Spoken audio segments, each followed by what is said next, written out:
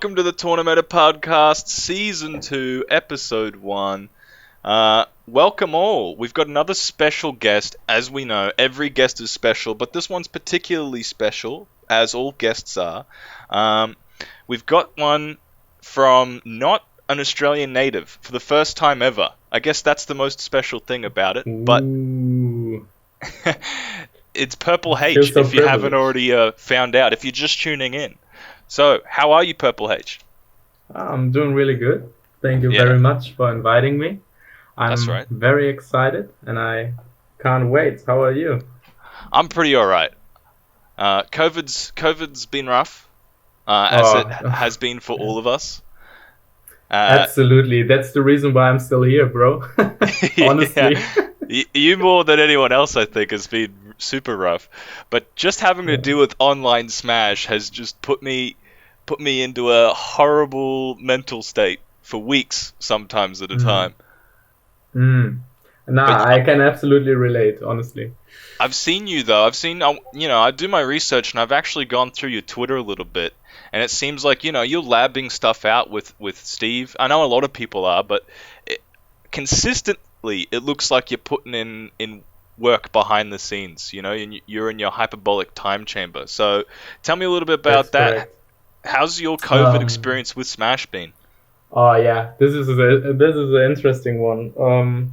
So look, I have to go a little bit back before, right? So I came to Australia, right? And I used to play Super Smash Bros. Ultimate for the Nintendo Switch a little bit in Germany, not proactive during this time. I just met my girlfriend and I just had like other priorities, right? Yeah, so that's what happens. I moved to Australia and we are backpackers, and I thought, look, girlfriend, it's a good opportunity to earn some money. Let's go to tournaments again, or like not again, but more like taking it a more serious approach. Yeah. So I was playing the game. I was doing decent. I was either becoming first or fourth, and then look, COVID happened, and then I was like, you know what? I think probably now is the time to give it a proper approach. So when COVID happened, everyone was in lockdown, or some people were in lockdown, depending on where you lived, right? Yeah. And I was like, all right, you know what? I think I'm going to give it a more structured approach, similar to what I did in Smash 4, but more disciplined, I would say. So, yeah, since then I'm trying to improve on a daily basis as a hobby. But recently, like a month ago or so, maybe 2 months ago, I've decided to give it a full-time-ish approach, if you know what I mean, like investing a lot of time. And yeah, the result is I'm labbing a lot behind the scenes, just as you said. It's affected all of us. That was interesting though, like you were taking it quite seriously in Smash 4. I saw, what were you, ranked number 2 in Germany when you were... Yeah, exactly. Yeah. I was ranked 2. You said that, like, after Ultimate came out, you were a little less on the grind. Why was that? Did you not initially enjoy the game, or were you just deciding, you know what, I had my fun? A good one. That's normal. I think that's very normal to me, because I'm a very habitual guy. Right. Habitual? Is it called habitual, right? It's habitual, yeah. Habitual. Yeah, there we go. Also learning some English, improving my English today. That's all right. Yeah, so I've played Brawl, right? And I've played it tons, and in general, I just dislike when things change, like drastically. Yeah. For example, we had like our dining table back in Germany. We had our dining table, and we moved it like to another place, and my whole world was broken for like a week or so until I could like. Yeah, honestly, it's the worst. I can't. I just can't live with changes. It's very hard, honestly. So the transition to Brawl from Brawl to Smash 4 took me like 1 year until I've decided to play it properly. Like, and playing it properly, I mean like playing it like every day, you know, or like playing it like regularly. And then the transition from Smash 4 to Ultimate was rough as well. On top of like my habit of being habitual. I also met my girlfriend, which is a very cute love story actually. And so I just had other priorities, you know. I just fell in love. I didn't want to play Smash. I wanted to do other stuff. I wanted to prioritize different things. So I just drifted apart a little bit from like the grind, I would say. Yeah, especially because, you know, fighting games have always been on the historically, I think, for an extended period of time, has been like the poverty esport, you know, especially when you compare it to like League of Legends and some of these other like big organizations. It's really hard, or it has been really hard in the past, to dedicate yourself full time. But as things have progressed, I think the state we're in now like is drastically different. But it's understandable for a lot of people. You see them like, you know what, other life priorities are like taking a step here, and I have to like put more effort into them. And that happens with so many players, you know, like that's something that I think is super understandable for a lot of people. One thing that I thought was interesting in what you said as well was you tell us that you're like a really structured guy, like you really favor structure and habits. Yeah, otherwise I don't work, honestly. Otherwise I don't work. If I'm not structured, I'm getting lazy. Do you think that's like part of your play style as well? Like when I watch you, I see that you've got like a very structured play style. I wouldn't call it easy to figure it out at any standard, but like the way that you go through like ledge trapping and advantage, it seems really, I don't know the word other than structured I could use is, but super structured. What do you think? I would agree, honestly. I think just a lot of things make sense, you know. As example, when I had the transition from a mid-level player to a top-level player back in Brawl, I was pretty young. I was like 16, 17, I think. And I noticed something. Back then, I was a snake main, right? And out of a grenade pool, you can grab someone, right? Yeah. And then you down throw them. So I noticed that everyone, when I did it for the first time, I noticed that everyone always rolled away. Yeah. Why do they roll away? And then I asked myself, why do they always roll away? Oh, because the grenade is right behind them and they want to get away. Yep. They don't want to get hit by the grenade. So this was the first interaction in Smash Brothers that I understood, and I was able to capitalize and like develop it. So like, for example, oh, now they rolled away. The next time I'm gonna grab them, they probably try to do an aggressive option. And then you have like, and especially when you have good like awareness of characteristics of people. Yeah. For example, if you have like the primitive alpha guy, you know, alpha guy. yeah. Like the he will look. I'm super aggressive. He will go for the get up attack. Yep. If you have like a shy person, they try to roll away. If you and then not away, like behind you or whatever. It's like different layers, you know. Are these reads that you're making on people before you even play them? Do you like meet somebody before you get into a game and you go, this guy's the type of player who would roll in? Of course, 100%. That's next level. I think it's more like it's more like that's why I'm much better offline than online, because there's a reason why I'm this character Purple H, you know. Yeah. I can be quite intimidating as a person, especially because of the pop-offs and the way I talk. I have to be honest, sometimes I manipulate people in conversation before the tournament set, but this is You're like trying to next psych level. them out? Yeah, it's like just to try to figure out how they work, you know? So Yeah. it's basically preparing for a set. I mean, now it's like controversial. Is this the right way to approach competitive esports or not? But you know what? There's a lot of money on the line, and if you're not prepared for stuff like this, you're probably not ready to be a competitor on such a high level. So, I mean, this out of the game stuff, this technology, is often referred to as like the dark side of the game, because there's the question of like, is it part of the game or is it not?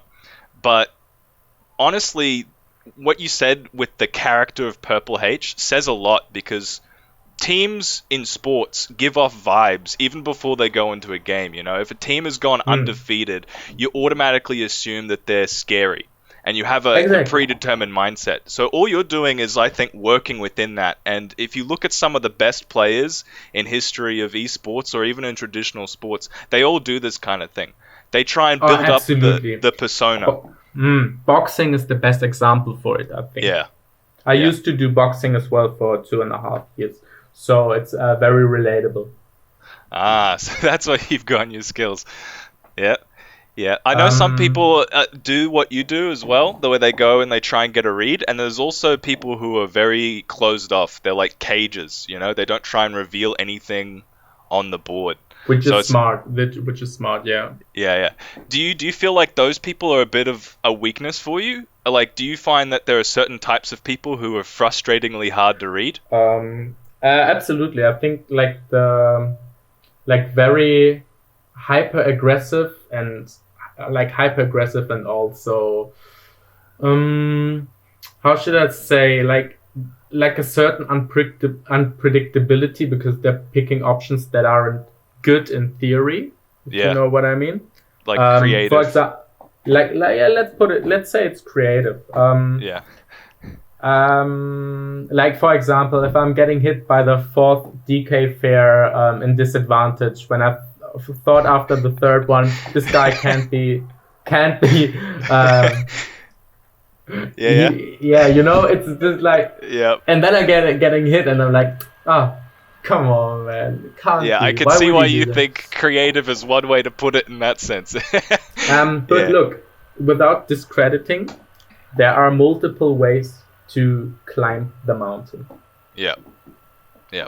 That's one of the reasons I think people say that new players are some of the most dangerous, because you never know what they're going to do and what they're going to be like. Absolutely. Which is always interesting to see. But look, I'm playing this game for 10 years now competitively. I've seen a lot of stuff. And even up to this date, a lot of stuff doesn't make sense to me. But yeah, it is the I would say the unpredictability of a person is what would scare me the most. That's I think super relatable. I think a lot of veterans all agree. You know, people will say early on, like, I hate the aggressive players or I hate the super defensive players. But once you get to the unpredictability, it's like, oh god, this could be it. Especially in a tournament when you're so used to your environments. But we'll transition the topic, because I want to bring it back to more about the game in a sense of like, you know, recently Steve got announced. And 9.0.1 is coming out this week. I just read on my phone. So what are your thoughts on Smash Ultimate? Like, how's it been? What were some of your issues early on in the game? Do they still exist? Like, tell me your thoughts. We'll start off. What do you think of Steve? Interesting. Interesting. I still think it's a little bit surreal that he's in. I think when I look at his like render, when I look at his image, I think he fits in. But everything else is very odd. You mean like his moveset and his... his moveset and like how the character works is just... I still need to figure it out. That's why I recently hit the lab with with Wolf to find some combo roots or whatever. But it's a weird character. I think the character will find his place in the tier list soon. I'm not too sure where he is. I can understand why people say he's high tier. I also understand when people say he's low mid tier, but I still need to find my opinion about that. Yeah, it's super hard early on. I remember a time when people would even in the start of Smash Ultimate, they'd say, well, we can't release a tier list yet for all the characters. And they'd be like, you know what, a tier list should only come out, say, a year after the game's been out. Because these things take time. When the game first came out, people thought that Inkling was maybe the best character in the game. And I know a lot's changed since that point in terms of her being nerfed and other characters coming out. But it's, especially in a constantly changing game, it's really hard to definitively say that something deserves a place on a tier list until the game sort of matures. Yeah. No, I absolutely agree. And it was still, look, even Brawl. It's I think I made it clear that I'm a veteran right now, by now. Even in Brawl, how long what was the lifespan? I don't know, 2008 to 13, maybe. Oh, don't quote me. I'm not a Brawl vet, so. I can't remember properly. But even that changed over time. Yearly. Yeah. So Meta Knight was always the best character, but Snake was for 2 years second best character, and later on it was Olimar and Ice Climber. So the meta changes. I think even if we would stick to 9.0 for 3 years now, I think the meta would look different. Yeah. I mean, look at Melee, right? People are saying that Marth might be the best character in the game now, and yeah. So it's constantly changing. But what did you think about the mechanics of Ultimate when it came out? Did you enjoy them? Did you enjoy the buffering system and the air dodge changes? That was look! I've attended this one tournament when this game came out, and I think I lost both my tournament sets because I buffered a defensive option. Yeah. And then I was in disadvantage, and I didn't understand how the disadvantage worked in this game this time. So it was, dude, I absolutely hated it. It was the worst. But yeah, there were a lot of good things about the game as well. They nerfed Shield, which is good, I think. Yeah. Shield was super really fun. broken in Smash 4. Yeah. Shield was so busted, it was decided, is your grab game good enough to compete? Because otherwise someone's just going to Shield forever. Honestly, yeah, and that's how it was. I sometimes I do miss Smash 4 just because of Cloud. He was a very fun character. But no, I think if I have to be objectively about the topic, I think Smash 4 had a lot of good changes. Yeah. I agree. And I'm always impressed how Nintendo changes these games so much, and they are still so similar. So iconically Smash. Yeah, exactly. I think that's very impressive that they are able to change so much, but it feels the same for a casual viewer, I would say. Do you play Rivals of Aether at all? I recently started to play it for 20 hours or so. Yeah. Yeah. But one of the things about it that I played it recently is I got into it and I was like, man, this game's really cool and interesting, and there's a lot of changes that are different but are clever ideas. But you come back to Smash eventually, I think, because Smash is just the pinnacle of quality for platform fighters, It's nothing... Yeah. It's hard to put your finger on why sometimes, but it is just the quality platform fighter. It's the characters. It's nostalgic, Everyone grew up with Pokemon and Super Pac-Man. Mario, Pac-Man, whatever. Yeah. Even Sega characters. Sonic or whatever. So it's so relatable for so many people. So it just makes sense in the end, I guess. Yeah. So you mentioned that I think you played your first tournament in Germany, and then you sort of waned off of it and started your life and started your life outside of Smash rather, and then you came to Australia uh, after that. So I wanted to ask you what was the transition like between that and then also changing your life's location and moving to Australia? What are some of the Oof. differences? Yeah, look, um, when we made the decision to go to Australia, Yeah. so first of all, it wasn't my decision. So my girlfriend just finished school, and her dream was always to travel. Yeah. And during this time, I took a break from my studies, so I was very flexible, Right. and I wanted to support her, and the relationship was going really well. Is still going Yes. really well. It's a nice And save. no, we're separated now. She lives somewhere else in Sydney. But yeah, so I just wanted to be supportive because look, I was taking a break from my studies, and I thought it would be exciting to see like new places, to play Smash at new places. I have to say, COVID striked, so Yeah. that's very unfortunate. But it is very different. Not gonna lie, it is very different. Yeah. So there was Like living in obviously Australia. Yeah. aspects of culture shock and differences. Oh, dude, Vegemite! I don't understand Vegemite. How could you eat that? Look, Sometimes you just awful. need a slab of tar to remind you what the world is going to be like for you in the morning, and it just sets the tone. That's what I think Uh, Vegemite's good for. oh no, Yeah. please. I understand No. when everyone says they hate it. I'm like, yeah, it kind of sucks, but I don't know. I grew up eating it, and now I just like it. Oh goodness. You could. Nah. Honestly, nah. Never again. I tried it one time. I will never try it again. I've seen you post about pizza, and you said that Australia's got bad pizza as well, or not bad, but not as good pizza, and it's too expensive. Yeah, it makes a lot of sense. I think your guys' Asian food is better. Yeah, for sure. So, look, Italy is right around the corner. It's in Right. Europe. We have a lot of Italians in Germany. Italian food is fairly cheap. You pay like €5 for a large margarita, Oh, that'd and be it's nice.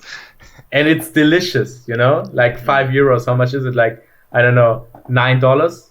Not even Yeah, $8.50. that for a large, yeah. $8.50. That would be so €5 would be like $8.50 Australian. So Yeah. there's a huge difference. If I want to have a small margarita, for a good small margarita, I have to pay $20, man. $20, and it may be good. It may be good, but I don't want to pay $20 It's not for a it's small not worth margarita. the It's not 20 worth it. bucks. So sure. just started to join the pizza quest instead. I made pizza the other day. I think a lot of Awesome. people once they fall in love with pizza, they're like, I'm not putting up with this shit in Australia, and they make whatever Honestly. they can. Yeah. But yeah, that's great. I think as a man, it's always good to be able to cook good food, honestly. What other foods do you like in Australia? You mentioned Asian foods. Oh, I think Asian food is amazing in Australia. I think Yeah. it's probably not as good as in Asia, obviously, but Yeah. when I compare it to, like, when I look at the variety of food here in Australia is insane. You find everything, Yeah. everything, and even you even find like German food here as well, and like German pubs and stuff, which I think is kind of weird because they advertise it like with very weird stuff, like leather pants and white sausage, and Yeah. But anyways, They I gotta think they gotta get like the frat parties and stuff. That's why they do it. They want to get like 6 or 7 dudes to all dress up German wise and then go into the pubs. I think that's super weird because, um, People Yeah. think that's how Germany is, but honestly, it's just one region in entire Germany that is doing this stuff regularly. So I bet you're sick of that as well, because that's like a stereotype. You go somewhere and they're yeah, like, yeah, leather pants, Gurken, Dorken, yeah. Dorken, and you're just like, shut up. Yeah, honestly. Yeah. So, but food overall in Australia, the variety, amazing. I love it. Korean barbecues are also my favorite. I love going to Korean barbecues with friends. That's the best. So, shout outs to the DKB boys. We need to do it again. I'm hungry for some Korean barbecue. Yeah. Honestly, make it happen. What other cultural differences do you notice? Do you notice any differences in like Smash, like play Oh, style wise in the culture? yes, I do. We just hold forward. It's so. I don't know.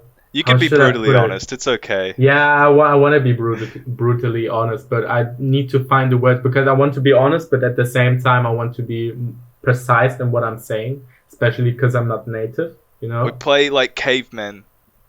Yes, Is that you do. accurate? Like, not all of you, but the average. Yes. Like the most people are just entering the game and then they see what's happening. Yeah, they're like, so an interaction is happening and they just go with the flow instead of like picking things that make sense. I don't know, like cavemen. It's a certain unpredictability, but it's not that unpredictability we talked about earlier. It's more like, that's a bad option. It's, how do I put it? It's I Do you think know- Do you know the word in German? No, I'll try to find the words in general. I think. Okay. All right. I think you guys play less calculated and way less patient. I think you guys are to put it correctly. All right. To put it correctly. I'm not right now. I'm excluding ranked players. All right. Let's just talk about the mid level in general. Yep. The average. The Joe average that's decently skilled that you're gonna meet. Yeah. Yeah. The potentially getting out of pools guy. Right. Yes. Impatient. I think that's very impatient players. And they always try to fight. But the thing is, sometimes in Super Smash Bros. Ultimate for the Nintendo Switch, sometimes you don't fight. Sometimes you just try to work with the properties of each character. And when you can camp someone out because the character can't approach, you just do that instead of boxing him up close, you know? Yeah. That's definitely true. Like, I think this has been an age-old criticism of Australia, that we lack patience. And sometimes, like, the top-ranked players, they've definitely, I think, transcended that stereotype. But the average player still today, and I'm the same. Because, you know what, you say we lack patience, and I agree, but I'm also slightly disheartened, because I know I lack patience, and I wish there was something else I could have worked on, so that I could be better at the game, but not have to stop fighting, you know? A lot of people, they wanna aggress. I think the most telling factor, though, is you just look at the timer, right? Like, in a lot of other regions, you'll find that people will get timeouts way more often than they do in Australia. Yeah. Because in Australia, but patience. Sorry, but patience doesn't have anything to do with camping people out. That's a huge misunderstanding. Not like to correct you, but maybe some people think like patience means like camping out people, but that's not the case. Sorry. No, I agree. What I'm trying to say is when people are put in a situation, they feel like they have to make a decision immediately sometimes. Especially in neutral, I find. They say that I have to either do something now or I've wasted an opportunity, you know? And so they just rush in a lot of the time. And even in disadvantage, they'll say to themselves, you know, I have to get back to the stage so I can continue fighting. Yeah. There's a sense of urgency. Yeah, exactly. That's a really good way to put it. A sense of urgency. Absolutely. That's a really good way to put it, actually. I think this was something I was thinking about, like, I don't know, ages ago.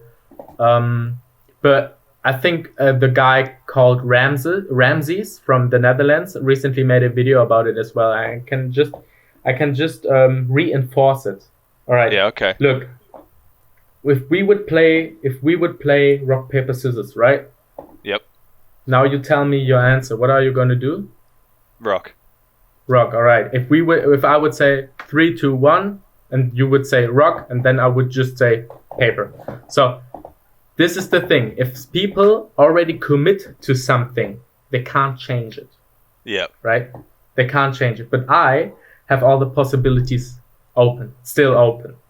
That's a huge thing. That's a huge thing. So I can pick the answer to your option. Yeah. Because I haven't committed to anything. I think this is something that's the top players have also tried to communicate a couple of times. I remember Extra, one of the things that he said early on in Smash 4 is that people will often give you their tells really early. You know, if you're above them, sometimes they'll up smash before you're even close, you know, and they're just like, please either air dodge into this or, hey, I really want to up smash you. And you just you're just like, okay, cool. And then Poppet as well, who does sometimes fantastic videos about this. The mind off, big fan. Yes. Good stuff. Shout out to Poppet 1. He'll do things like, you know, you're pressing your buttons slightly too early. If you're on the ledge and you're coming up and you want to attack somebody in shield, sometimes they come up and they're not even hitting your shield. They're just like forward airing and hoping to drift into it or something. Yeah. So it's definitely true, and there's a lot of evidence for it for our poor mid-level Australia. Just what you said before, the sense of urgency. Yeah. Just take your time, observe the situation, and work through the information you get before you pick your options. Yeah.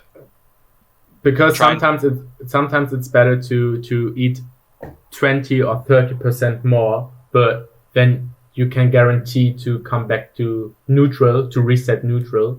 And if you don't, you just die because you wasted your double jump or whatever, and then you just die because you have a poor recovery because you were too urgent with your resources or whatever. But I think you made a really good point. So yeah, I think like when Coney came through and he said that all Australia does is play heavies and hold forward, we really celebrated it, and it was a good thing to sort of like build up our culture. But if you're a mid-level player in Australia, maybe you don't want to celebrate it too much because it's a funny haha thing, but you might not be the kind of player who can get away with that. You might be the kind of player who has strengths in other areas. I agree. Which is funny because Australia is such a meme.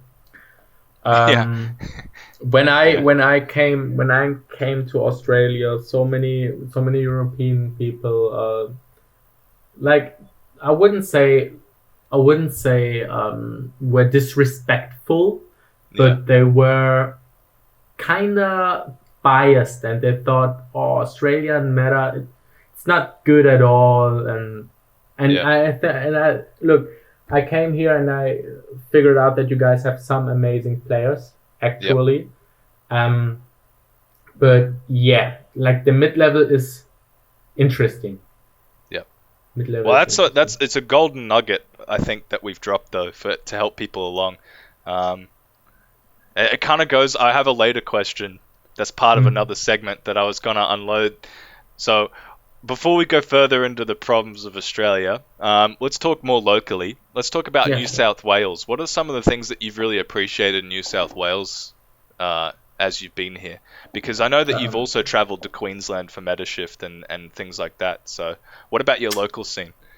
We're talking about Smash still, right?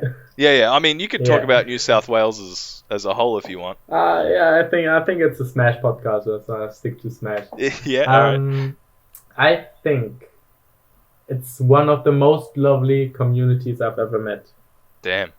Honestly, a lot of great people. So I think the people I would consider my friends, or even a handful of like ranked players.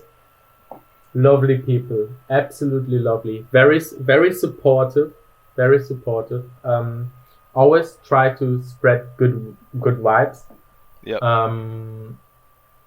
The only thing I'm missing is the competitive drive, because I think I'm the only one who wants to be better than people, except for Kresnik, but that's just unfortunate. Yeah. So I think it's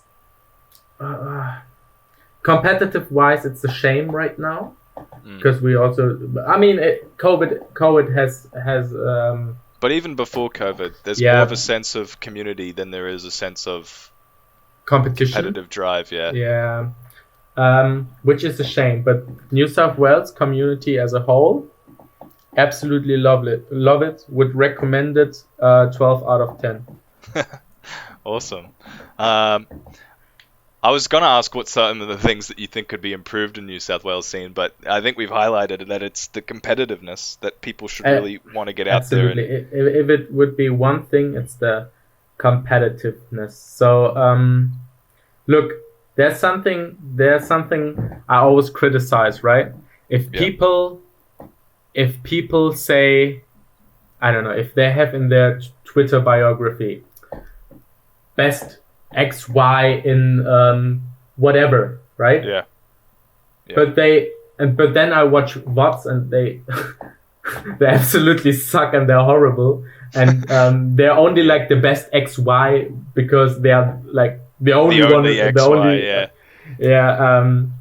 and they get like mediocre results at like internationals, nationals, or whatever, and maybe plays like top 8 at locals or whatever, right? Yeah. I have to criticize that, because I think these people are pretty lazy and they shouldn't praise themselves so much for achieving nothing.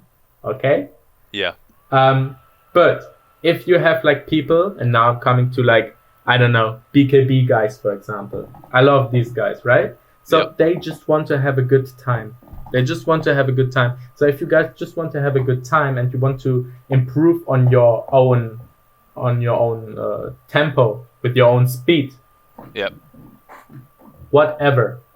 If we play, I would never criticize you for being like mediocre or lazy in improving. If you just want to have a good time, let's play a set. All right, restock you. Good games, well played. Yep. Thank you so much for the set. But if there's someone who's just praising themselves for being achieving so good, but in the end they're actually very mediocre, I just think it's very embarrassing, and I really have to criticize it, because if you already say like, oh, I'm the best XY and blah blah blah, I think it's just a theory, but I think they're less likely or less motivated to work on themselves, because they're like, no one in my state knows the matchup. You know what? I get carried through. So I don't need to force myself or push myself to improve. Yeah, I think there's a lot of logic in that. That's definitely true. There's a lot of truth in there, because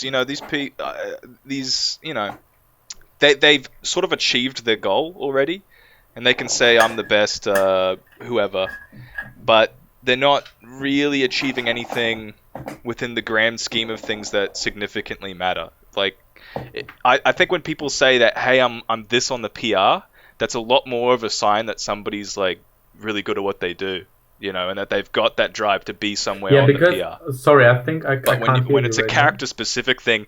Sorry, I couldn't hear you. Oh, you can't hear me? Now I can. Oh, my bad. You can hear me now? Okay. Yeah. So I was just saying, like, I think when someone puts their PR rank in a bio, they're sort of like showing more of a competitive drive. Because in a game with as many characters as we have, like Smash Ultimate's what? 50 something? More. I don't know. More. Yeah. 80 characters, over 80 characters. The chances that you are the only main of your character in your scene makes it so easy to say I'm the best X main. But if you're having fun and like you're just memeing about it, I guess there's no harm. Like you said, there's people who just they enjoy the community and they want to just have a good time, and that's fine. Yeah. But you got to sort of have some perspective. Don't be as dishonest if your real intention is to be competitive. I agree, and I think like having something like I don't know, like a ranking position in the biography or what, it's just like evidential, you know. Yes. Yeah. So whatever. I look at the Twitter biography, and I'm like, oh, cool. Seventh in whatever, and I'm like, Yeah. oh, cool. They're decent, you know. Or yeah, that's I Yeah. think once we started doing top 40s in Queensland, I definitely noticed like a significant level up because people cared about being on that, you know. Even if it's like, oh, I'm the bottom of the 40, they still had to like look at what their roadmap was and then consider it like competitively. Like I can't lose to these players. I can beat these players, and they have like a goal setting orientated way to move forward. So I think I'm actually a big fan of it. Not gonna lie, yeah. but I think there's a downside to it as well. Um, I don't know if you guys have also like an exclusive top 10. Yeah, we've got a top All 10. right, Yeah, yeah. this is perfect because I think the hardworking people like it's still like super. It's more likely to get into the top 40, but it's like much more rewarding and much cooler, I would say, to be in an exclusive top 10. Yes. The So conditions to get into people top still 10 have like are yeah, ridiculous. Yeah, yeah. yeah. So which is cool, I think. But as I said, I'm a big fan of this top 40 thing. Yeah. I think that motivates a lot of people. Like I don't know, maybe one guy says, "Oh, I'm 38th now. I want to be top 30 next time." Yeah. So which They've is got good. somewhere to go. There was a I agree. period in time in Queensland, this is some deep lore, where there was an argument that sort of like had some influence that PR rankings were a bad idea because you didn't want to leave people out. But I don't think people understand is if you're left out, you now have that hunger. You're like, I'm gonna be there next time. Yeah. And then that leads to another thing I have to criticize about Australia. It's the hunger. Yeah. It's like I don't know. Look, I live in New South Wales, and I think people don't have the drive to improve on a daily basis. They just play for fun, which is fine for a certain extent. But I'm kind of missing this. People want to win. Yeah. I kind of feel all alone on the top right now. Not gonna lie, Damn. and it's very frustrating. Of course, there are people where I can say, oh, they have potential to beat me. They could beat me, Yeah. but it's either they're inactive or I don't know.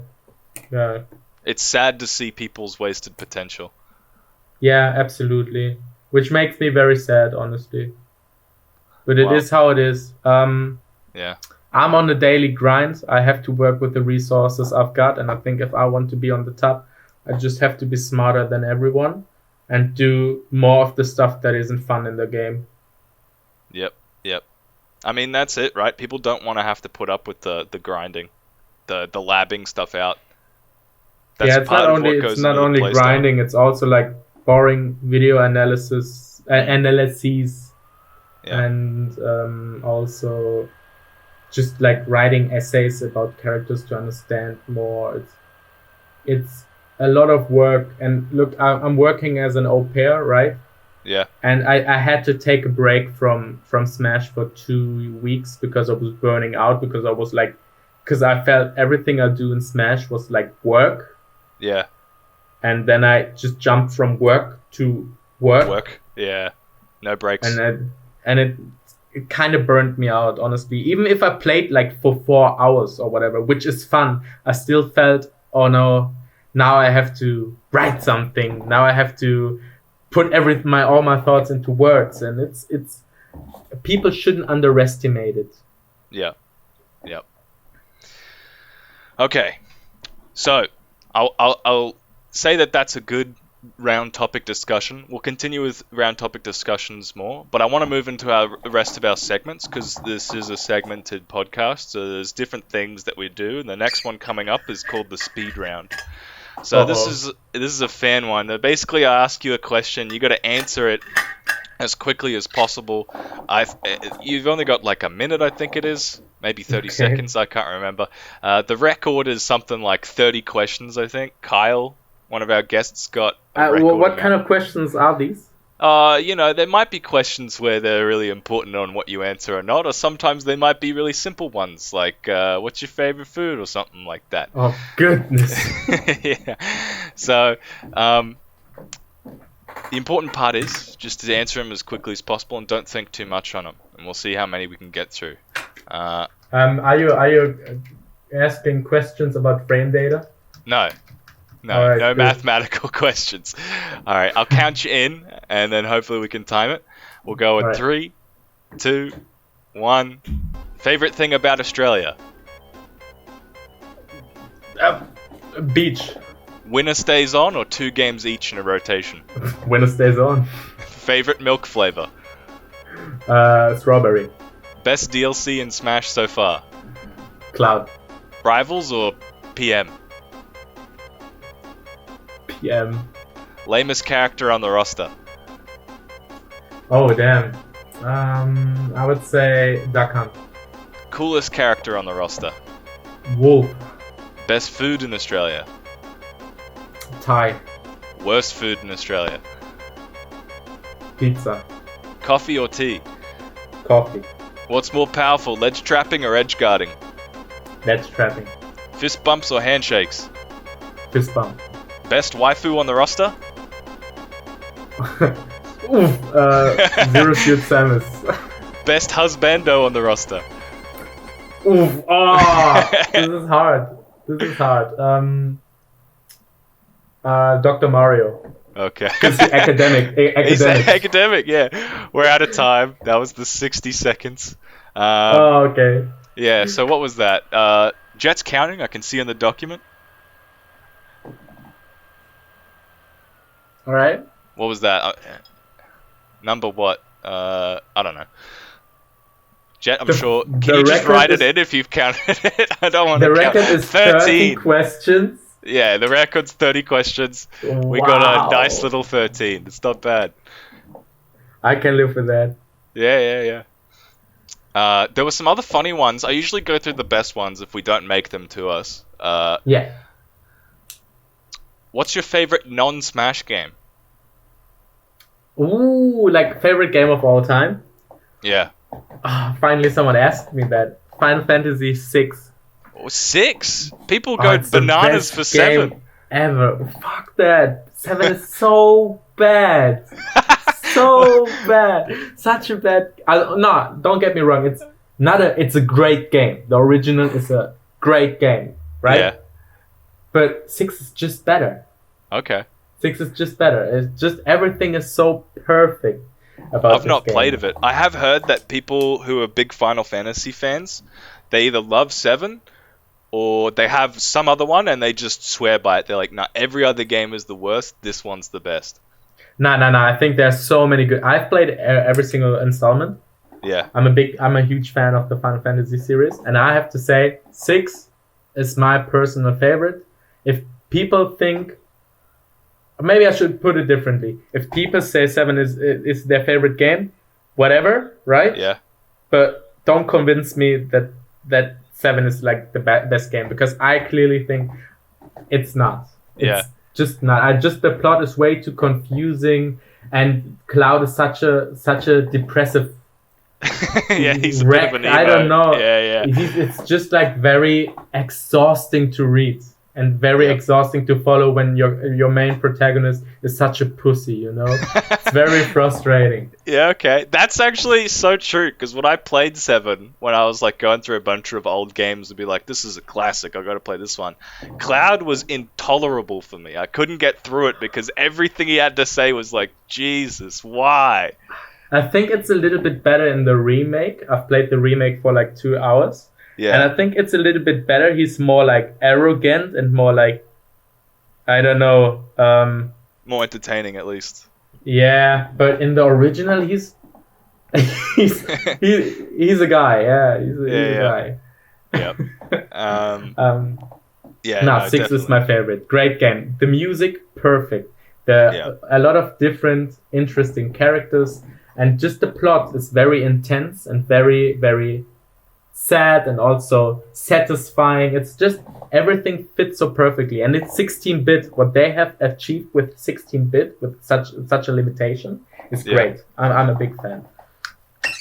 All right, I'm gonna add that to my list now because I love RPGs, you know, and now I've got one that I can.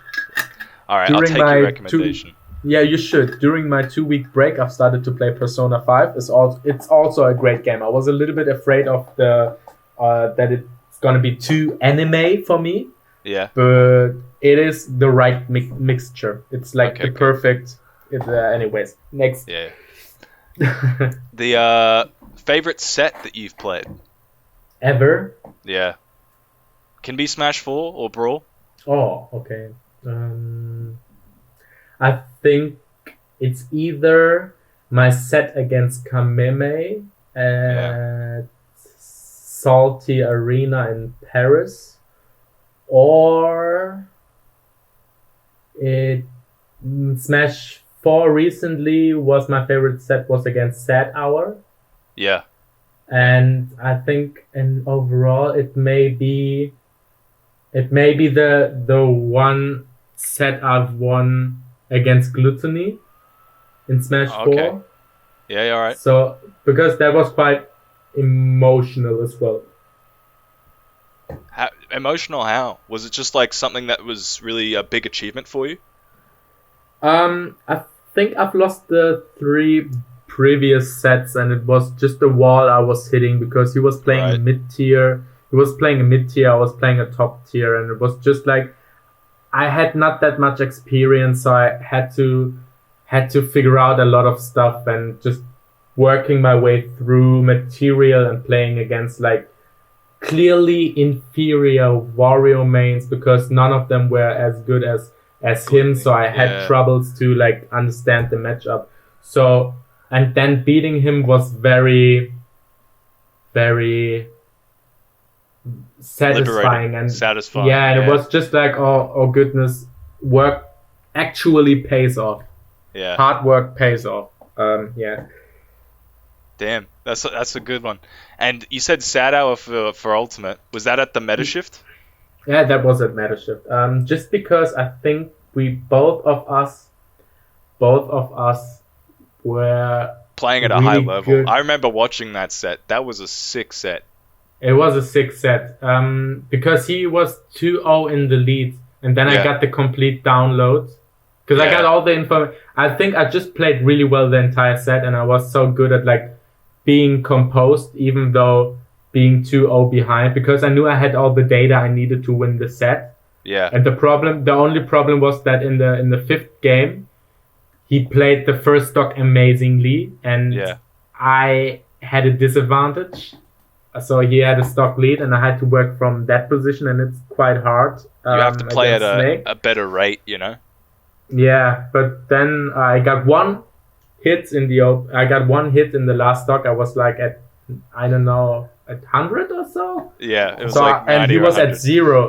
at 0, and I got like this one hit, and in my head I had all the data I needed. I conditioned him to get in the end the back air, and then I was like super relieved, and I just let all my emotions out because I'm really good at that. Yeah, the pop off. Yeah. The iconic. Yeah. It's pretty iconic, even in Germany. It was always a big thing I got associated with. I think pop-offs are sick though, you know? I reckon they're amazing. I love pop-off. Some people are like, oh, I don't want to get pop-offed against. But I prefer to get pop-offed against. If someone's like super proud to beat me, you're just like, damn, like that's sick. Yeah, I think people don't get what kind of appreciation a pop-off actually is. Like, I'm acknowledging you. Damn, I'm so glad I've beaten you. Oh my goodness. If it means so much to you that I have just beat you, that I'm making an ape out of me. Out of myself. Yeah. Rage pop-offs are not cool though. If you're raging and you're getting angry. I had 2 rage pop-offs before, not gonna lie. Yeah. I mean, they're tough when It's you're such a high octane player. It's easy to get really angry. Yeah, I think, look, which is funny, I recently talked about it in my live stream. It's look, I'm playing this game for 10 years, right? I Yeah. had like two times I really got upset after I lost, and I slammed the chair on stream, right? Yeah. Within 10 years of Smash, That's a pretty good record. it happened once or twice. Let's say it happened twice, like one time on stream, one time off stream, right? It Yeah. happened twice. And people are saying like stuff like Purple H, if he loses, he rages. Bro, how many times did I took a set lose with a smile, a handshake, and said, well played, thank you for the set. How Yeah. often did I do that? So You gotta I be think fair. it's quite unfair if you are not able to control your emotions once. People will talk about it for like basically all the time, honestly, which is quite frustrating, I have to say, but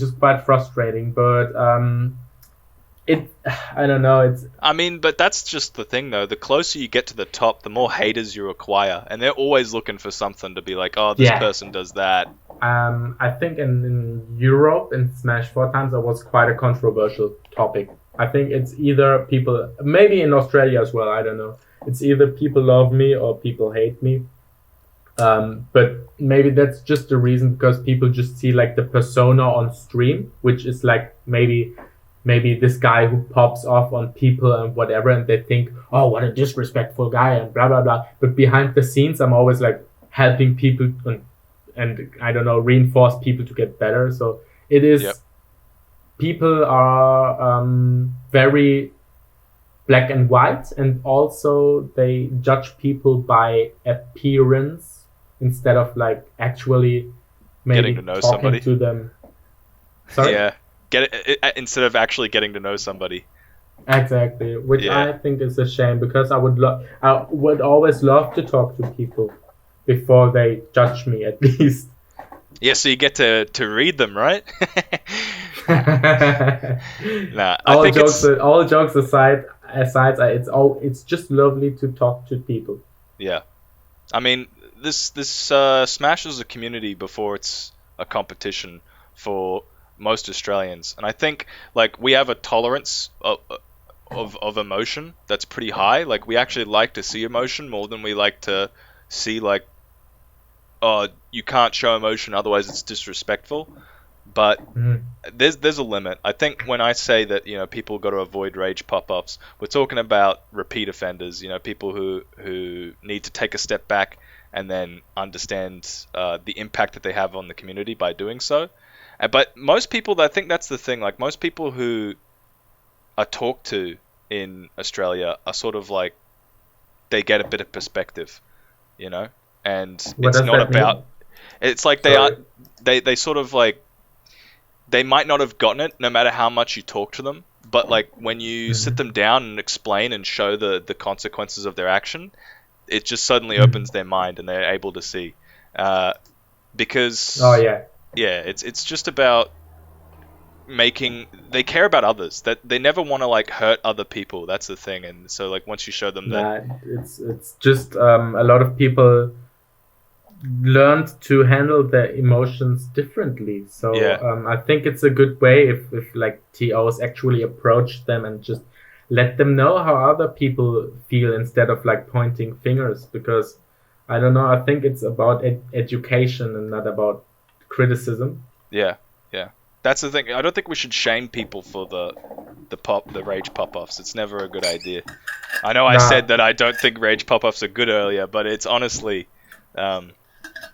like I don't think they're good because they hurt other people sometimes, and it's more about making a safe community. Yeah, I agree. I absolutely agree. All right, what other questions have we got? Biggest meme state? Biggest meme state. Yeah. It has to be Queensland, right? Yeah, boy. That one was in there purely so we could do that. That was a rhetoric question, right? Yeah, everyone knows. We love it. If you could remove one character from Smash, it would be... Oh, okay. Let me quickly look at the roster, right? Yeah. Roster. We're talking about Smash Ultimate, right? Yeah, yep. Ooh. I would say Steve. No. Nah. I was thinking about saying that, but Yeah. I would say Bowser. Probably Bowser. True. What a stupid character, honestly. I don't mind his Yeah. playstyle. I think it's okay. I think he's a little too fast, honestly, for what he does. Yeah, a little bit, yeah. But he has a great out of shield as well. yeah, I just don't like his I don't know. I think just Mario's don't like his pretty cool. face. Yeah. Yeah. I don't like I would seeing say his Bowser. little icon. I'd beat him up if I saw him in real life. No. And if you could add one character to Smash, it would be? Exciting. Yeah. I wish for Amaterasu from Yeah. Okami. Oh, yeah. So Damn. That's a sick one. Would have been my pick since forever. Yeah, definitely. I always wanted Banjo-Kazooie, but Yeah. that happened as well. But Amaterasu, I would say. I just love the game. I just think Okami is a better Zelda. Yeah. Yeah. I just think Okami is like a good Zelda game. Like one of the best Zelda games, maybe. Yeah, fair enough. I always thought that its art style was something that was amazing, and it sort of like Just- pioneered its way into other games through that. Yeah, beautiful game. I could just cry when I think of it. Honestly, it's very very good game. Yep. And that's all I really wanted to ask out of those ones. There were some funny ones, like would you rather have your pants filled with spaghetti or mayonnaise? But you don't have to answer that if you don't want. No. Personally, Okay, I'm a next spaghetti one. guy. I like a bit of texture, but we like to move on to the next segment because we've got two more, and then we've also got Twitter questions and Twitch questions. So, like, you know, we love getting the fans involved, and sometimes they got better topics than I do. Alright. We'll move on to the next segment, which is Ganon's Advocate. Do you know what this one is? I've watched it when Oleg and Chip did it. Yeah. So Oh, they had no, a no. different structure where they have to argue each other. You have to Yeah. argue the point that I give you. So if I say something like, you really love Cloud, you have to argue that you really love Cloud. And so that might be... Wait. Like, do I have to argue that I really like Cloud? Like, for example, you say, "Do you really like Cloud?" Then I have to give you reasons why I. Yes, like Cloud. even if you don't agree with Right. it. And so some of them are Okay. ones that you might not agree with. I usually Okay. try and make them so that they are ones that you don't agree with. Okay. Because that's where it's funny. All right. Yeah. So the first one is moving to Australia has made you worse at Smash.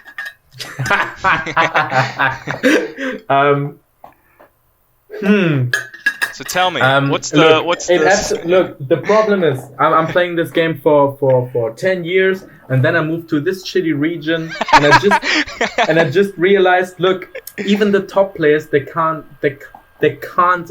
compete with me. They can't keep up. and I'm just the best player based on skill level. Yep. And look, honestly, it's very frustrating to improve in this country because everyone is a lazy shithead or doesn't even want to compete. So it makes it really hard for me to get better. So I think in the long run, I'm getting worse. There you go.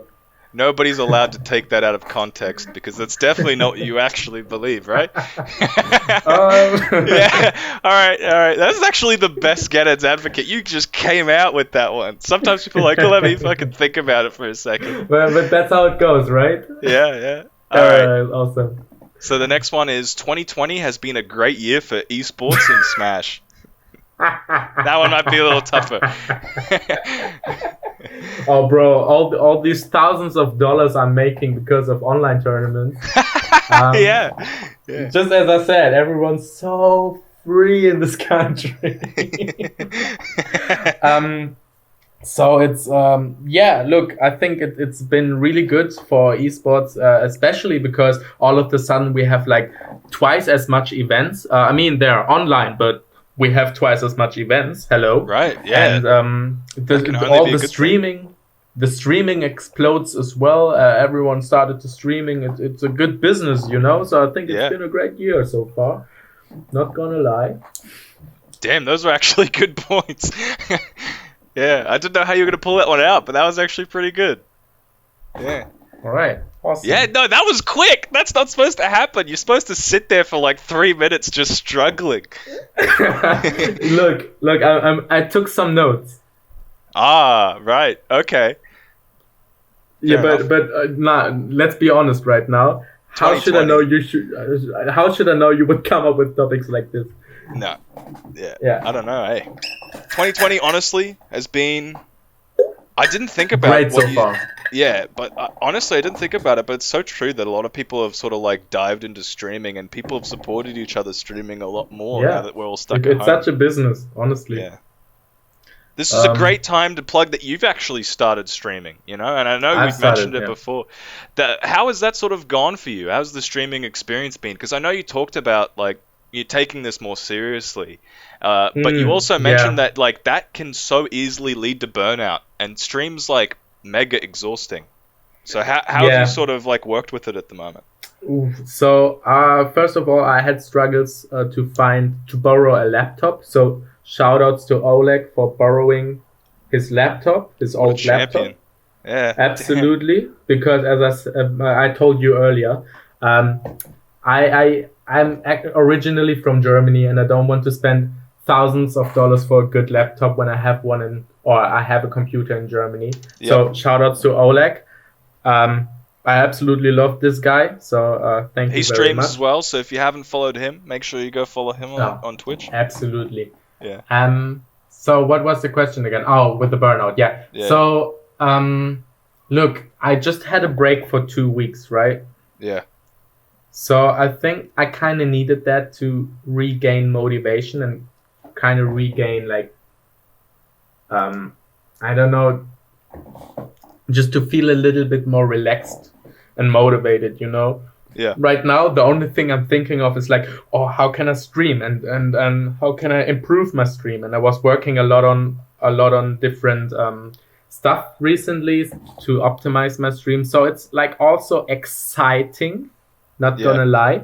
But I think if I would have had to do it every day like I did with Smash before, like work, free time, Stream, work, stream. Smash, stream, getting better at Smash, writing an essay about a character, optimizing stream, blah blah blah blah. I think I would burn out quickly again. But I'm still motivated right now, and I think as soon as I've optimized my stream to a certain extent, so till I'm at the point where I can just like slowly add things one after another, I think I will be good, because I will still have like a little bit of free time for myself to like just calm down, to spend some time with my girlfriend or whatever, or watch a show or a movie. So I think if I have a good schedule, I will be fine. Because at the same time, I still have to improve at Smash as well. So it will be tough, but right now, improving off stream is on hold, because what I'm doing off stream right now is improving the stream, so that I get quickly done with it, so I can improve off stream again. Does that make sense? Yeah, that makes sense. So you've mentioned that like mid-level Australia's got its issues, and you've also mentioned that you're not improving off stream. Do you think that there's like a level of play that you can, especially during the pandemic, that you can sort of maintain where you're not afraid of the top players, at least in New South Wales? I'm not afraid of anyone, because I think most of the people are very lazy in Australia. Not even the like DD and Shadru and the top players. I don't know. I honestly don't know. Maybe it's a hot take, and I don't want to discredit anyone. Right. And I think these are amazing players. I'm a big fan of Didi. I'm a big fan of Chadru. Look, I'm a fan of a lot of people how they play, right? Yeah. But I don't think people are sitting down and doing stuff that I'm doing, and so I feel like I'm improving actually on a daily basis instead of like going on quick play with like random character XY to And just hoping to get better. to just gain dopamine. Yeah. Because okay. I can beat people with whoever character. Yeah. So I don't get me wrong. I don't want to say that I'm better and I will guarantee beat like Jono, for example. Jay Dizzle. I think Jay Dizzle is an amazing player. Yeah. I don't want to say that, but I am saying that I'm on the grind and I'm improving on a daily basis. And I just want to improve every day, and I just want to be the best version of myself. Yeah. And that's why I'm not afraid to face like post-COVID like top players from other states, because Right. I'll make sure that I'm prepared, and I'm also making sure that I'm prepared to go back to Europe, because as I said, I'm taking it more serious and I'm giving it a more structured approach that I can guarantee that I will do good. That's like the iconic competitor's viewpoint. Like you're talking about the top level player viewpoint. The Michael Jordan's. You know, if you've ever watched that documentary on Netflix, which is pretty good, The Last Dance. It got recommended so many times. You know what? I'll watch it soon. Because Michael Jordan and even like I look at league players, like the best league players have the same mentality where they're like they want to be the best and they're going to do everything to be in their to be the best, and so they don't really even speak the same language as lazy people. They don't understand them, you know. But they want to play the best players and they want to beat them, but it's not like a disrespectful thing. It's like I just want to be the best me I can be. Yeah, exactly. Yeah. And it's not that I'm saying I want to be the best player in the world. No, I want to be the best Purple H I can be. Yeah. No, that's sick. That's really respectful, man. But we'll move on to the next segment because right. I'm just keeping in mind of the time. The next one is hypothetic caps. So this is one where I give you a hypothetical. Most of the time Smash related, sometimes not. But these ones are always interesting. They've got crazy premises. And we'll see how you go. So the first one is you're in a heated battle in the first ever major after COVID, and your hyperbolic time chamber training has made you so good at Smash that your power cannot be contained within the controller or the game. It's kind of nutty that I wrote this without talking to you previously, but it's really relevant. That your surging energy rips a hole in the space-time, and you're flung into a different reality where Australians are world-renowned at being the worst region at Smash. What are some of the things that you would immediately teach others in order to bring up the total skill level? Don't do money matches against me because you will lose a lot of money. Money match other people. Okay. I would say money match other people. Keep your money is what you would tell people. Yeah. I mean, look, if you said I'm so good that I would rip a hole in time and space, right? Don't even try it. Yeah, it's true. That's what you said. Yeah. So I would recommend not money matching me. But I would also say money match as much as possible. Honestly, even if it's $1, just try to give your best every single time you play. Try to analyze your videos. Don't be satisfied. Just try to be as best as you can every day. Just don't be satisfied with sloppy gameplay. Look at your gameplay, analyze your gameplay, and see, did this option only work because I was good, or did this option only work because my opponent sucked? Give it a look. Give it a look and try to figure it out. Try to understand. Try to be open-minded. Try to take criticism. Try to to tell yourself, oh, I did a good job today. I can be proud of myself. Tell yourself, that wasn't so good. I need to work on that. Let's work on it immediately. Don't It doesn't be have to be lazy. as well. It doesn't have to be all self-managed. Like I know you're listing a lot of Oh, self-managed things, but yeah.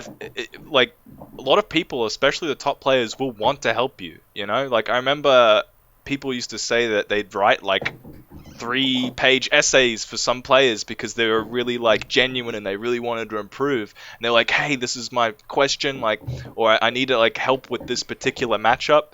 And the top players love being able to be going like, yeah, dude, like this is what I've got in my matchup knowledge at the moment, you know? Yeah, I think people shouldn't be too afraid to approach top players, and I think people should always be. Yeah, I think most top players. I mean, we're talking about top players like local top players, right? Because Yeah. it's hard to talk to like or to gain information of like top players, like talking about people who are like too busy to get better themselves to be able Yeah. to compete with other top players, right? But Yep. if you have like a local top player, and I think he would be so honored and so happy that you would ask him to Yep. get advice or to get insight or whatever. I think people should consider asking top players more often, because I don't know. First person that comes to my mind is Razy. Such a genuine and generous and very lovely guy. I think he would be the first to test stuff with you at the Yeah. local or whatever if you have a question. I think if you're worried that a top player doesn't like you and that's why you don't want to ask for tips, you know, a great way to get somebody to like you is asking them for tips. You know, like asking them for help. People love to help each other, so go out there and do it. Absolutely. Like, let's say most of the people. Yeah. Even Some if it's like people- not a top yeah. player, even if it's somebody who's just better than you and you're like, hey, how do I beat you? Like a lot of people will just be like, yeah, like these are the things that you can improve on, man.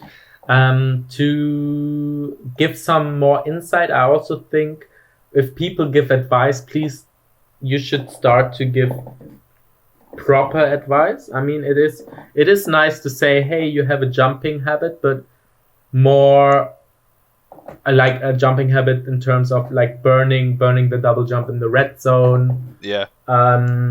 But maybe explain the concept behind it instead of like just telling them, oh, you have a bad jump habit. Because if then they stop understand the jumping concept, and they make another habit, you know? yeah, exactly. If you explain them the concept, they are aware of the whole situation, Yeah. and they can figure out stuff on their own actually. Because if they realize themselves that they always get hit out of a double jump, they may have the chance to adjust things on their own, and this is where the learning process starts. Because at home, when you're playing the game, you don't always have someone who's next to you who says, what's your double jumps? What's your double jumps? What's your double jumps? Or someone who explains all that stuff to you, like step by step. So I think people should more teach, like top players or high level players or whoever, I don't know, gets asked, should more likely try to explain the concept to a certain extent they can. And even if they can't, maybe you guys figure it out together. Maybe it's fun. I mean, even if like your top player is hoarding knowledge or they're not good at explaining things, there are like websites and businesses that are all about like renting out coaches who have like heaps of reviews and stuff about what they teach and how they teach their concepts, and like some of them are actually like, oh, $2 from one of the best players in a US region, like that's pretty damn good, you know? So I think, anyway, that was the first hypothetical. Competitive drive, I think, was the thing we got to take out of it. Money matches as well. I want to say we've got a poor money match culture in Australia at the moment. It's not very good. But there's some shining examples of how they can be good. If you don't want to bet on money, you can sometimes bet on other things. Just try and make the game serious, you know? Like maybe you Yeah. want to wager like the color or the skin of the character. Like Oh, you're not which allowed is to use the interesting. skin. Yeah. Yeah, or if you just want to be like, "Hey man, I'll do a cheeseburger meal like wager with you. I'll go buy you a cheeseburger." And then like whoever wins, you Yeah, know? absolutely. I think that's also a good way to do it. We did it in Germany as well. We have like doner kebabs, right? Yeah. We do like doner kebab matches where the loser has to spend a kebab. Yeah, and it might only be like, I'm pretty sure cheeseburgers are like $2 and Macca's or Yeah, something it's or $1. So, cheap. So whatever. I think that's a good solution if you don't um, want to bet like money. yeah, yeah. So second hypothetical or hypotheticat. Are you ready? Mm-hmm. Smash starts to become the biggest ever esport in the world as people realize how cool the game is.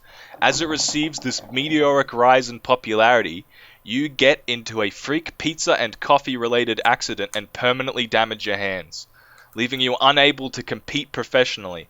However, teams that are looking to get into the scene still desire your renowned deep game knowledge and personality. What type of role would you adapt to? Like, could be a coach or an Oh, analyst? which is very funny because I was thinking about my future recently, and Yeah, I'm in the middle of my studies, right? But I yeah. think I'm gonna drop my studies and study something else, and I think I want to be a sport psychologist. Right. So you're is this with esports that you're considering of using Exactly, it? Yeah. exactly. I could also consider doing it with like boxers or tennis players or whatever. But I think it will happen that esports will boom even more. And Yep. look, I have references. I was professional. I was a top player in different cultures and different continents, and then I also have the academic grade. Do you say academic grade?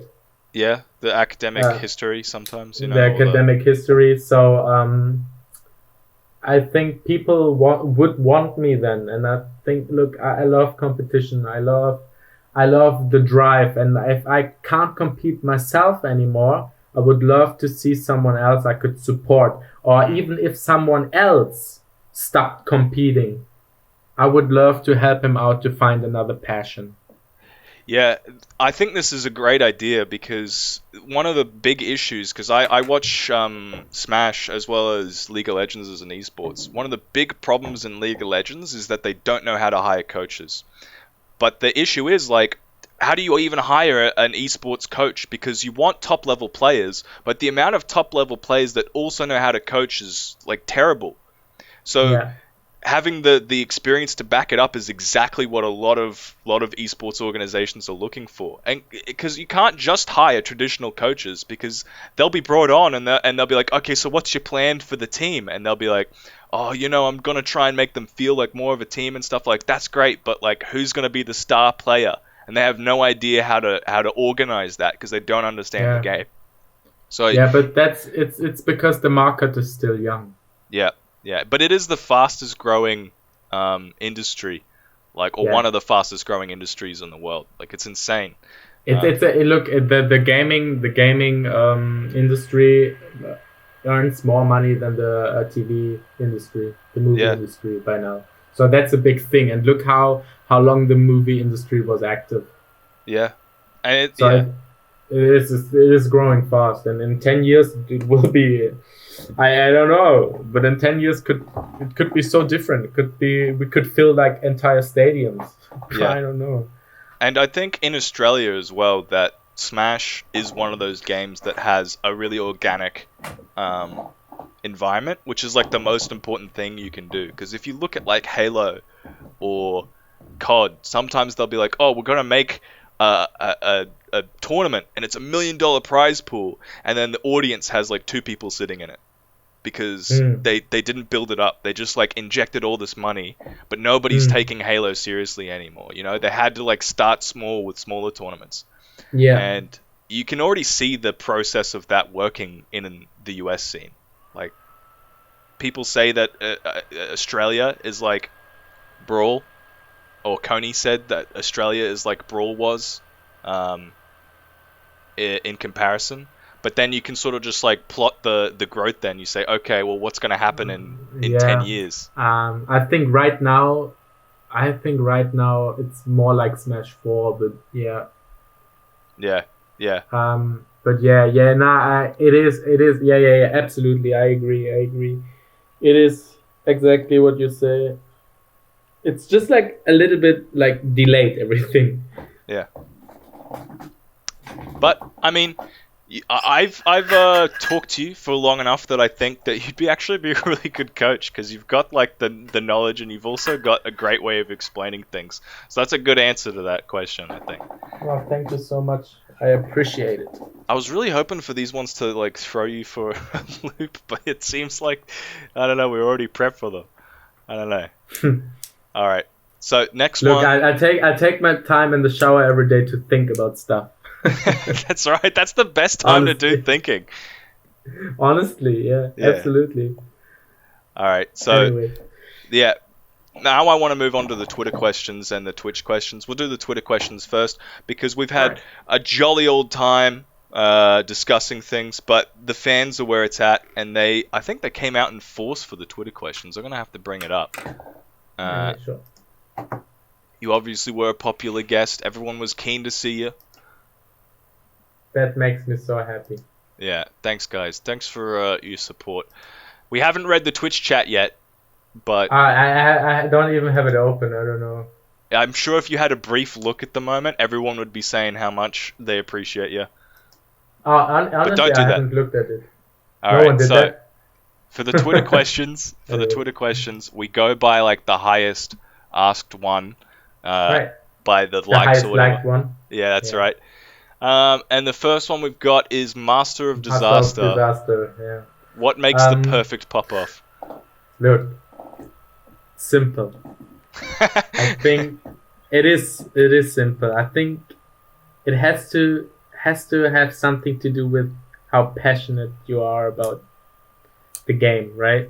Yeah. How much drive, how much hunger you have to actually win. I think it's a lot of, so when I pop off, it's a lot of build up. I have so high expectations of myself, but I don't mind losing, not losing, but like I don't mind like that it takes time until I reach stuff, it's more about like the journey, right? And if I have like a certain goal, for example, like I don't know, I beat a certain person after working hard and after taking a lose, and then I have to figure out stuff. It is for me personally the best feeling ever, and I just let everything out because I'm a quite emotional guy. Yeah. I think I'm very rational, but in the moment, when I'm just living the moment, yeah, I'm very emotional, and I just let everything out, and I'm just so happy, and I just shout and I say yes, and then I'm just and just like it's from the heart. The perfect pop-up comes from the heart, honestly. Damn. Yeah, no, that's some powerful stuff. It's definitely true. I've only ever popped off like a handful of times in my career, my Smash career, but when you do, it's just like uncontrollable.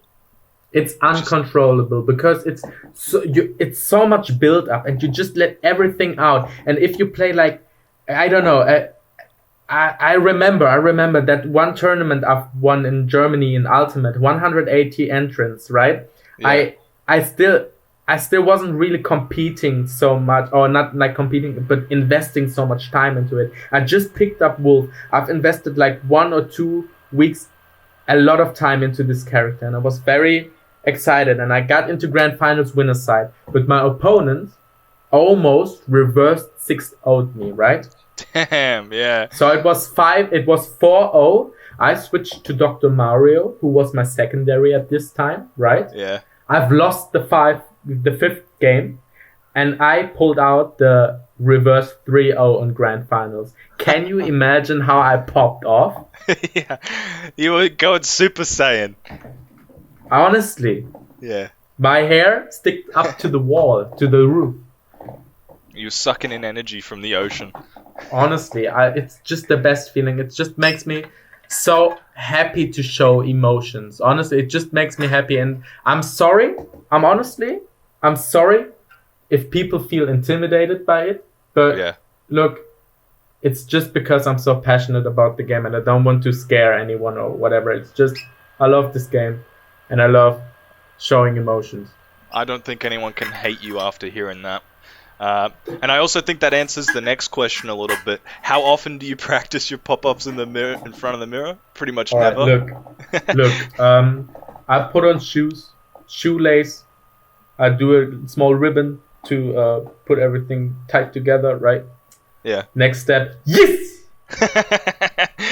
So just popping off on all right. the little things. I'm like in the front of the mirror, styling my hair. I'm like, good to go. Yes. I cooked I just baked the perfect pizza. Yeah. I'm like, there's no perfect pizza. I still have to improve. But look, I don't know. I don't really. It's 10 years of winning and losing, I guess. Yeah, that's all the practice you need. Yeah. Describe the pescatarian experience from Sad Hour. I love that question.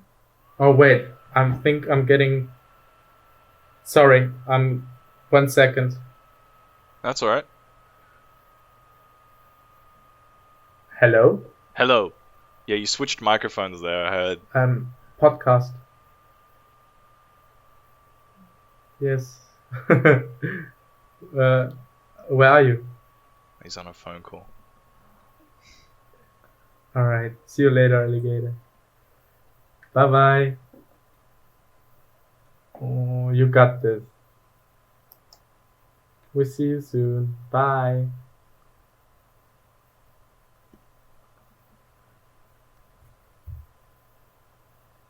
Hello? Are we back? Can you hear me? Yeah, we heard that conversation just a little Oh bit, no, by now the way. it's not working somehow. Wait. Hello? Hello. Oh no. Wait, give me 1 second. Take your time, take your time. So I'll just keep talking to keep everybody else entertained. I'll ask you some questions. Oh, I'm you're gonna back? rejoin the call quickly. Okay. So, how was your day, So weird. everybody? How are you doing, chat? Have you had a nice couple of weeks? Hello, hello? Are we back? I can't hear him. All right, now you should Oh. hear me. Okay. I can hear All you. right, awesome. We're back. I'm sorry. I just That's got all a right. quick phone call. That's all right. We heard the phone call a little bit. It was a little in the background. Oh, awesome. Yeah, so just so you know, everyone might be talking about that one. Anyways, we'll move on from that. I'm sure everyone wants to just hear their Twitter questions and their Twitch questions asked. So you're about to go in about the pescatarian experience. Exactly. So it was good. I did it for 3 or 4 months, and it was quite refreshing because I learned to appreciate meat much more.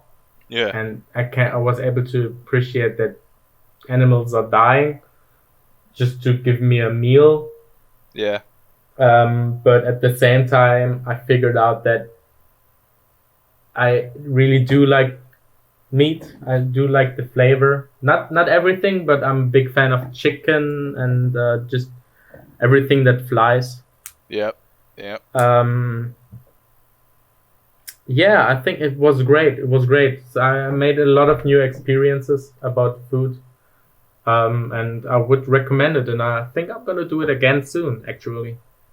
I've never been able to have a vegan, vegetarian, or pescatarian streak, but I think it helps a lot if you just keep in mind in your perspective that maybe eating meat-based meals all the time is like a very, I don't know, a privileged sort of experience, and just appreciating that you know, maybe it helps you eat meat a little less because like they are a precious resource.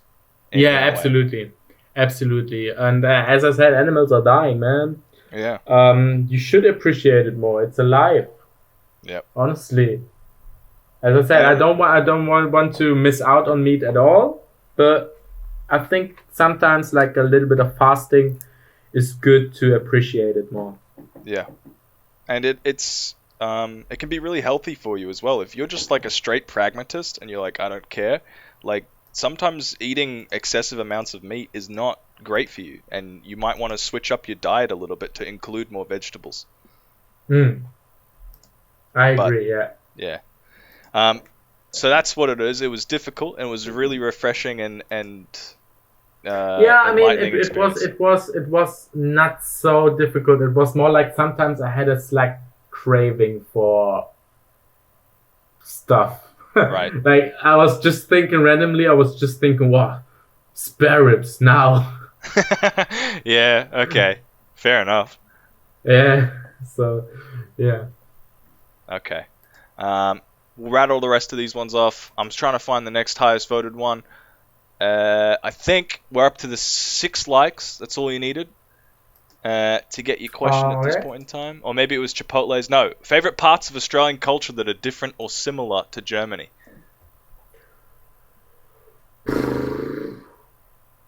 That are different or similar. From Schooner.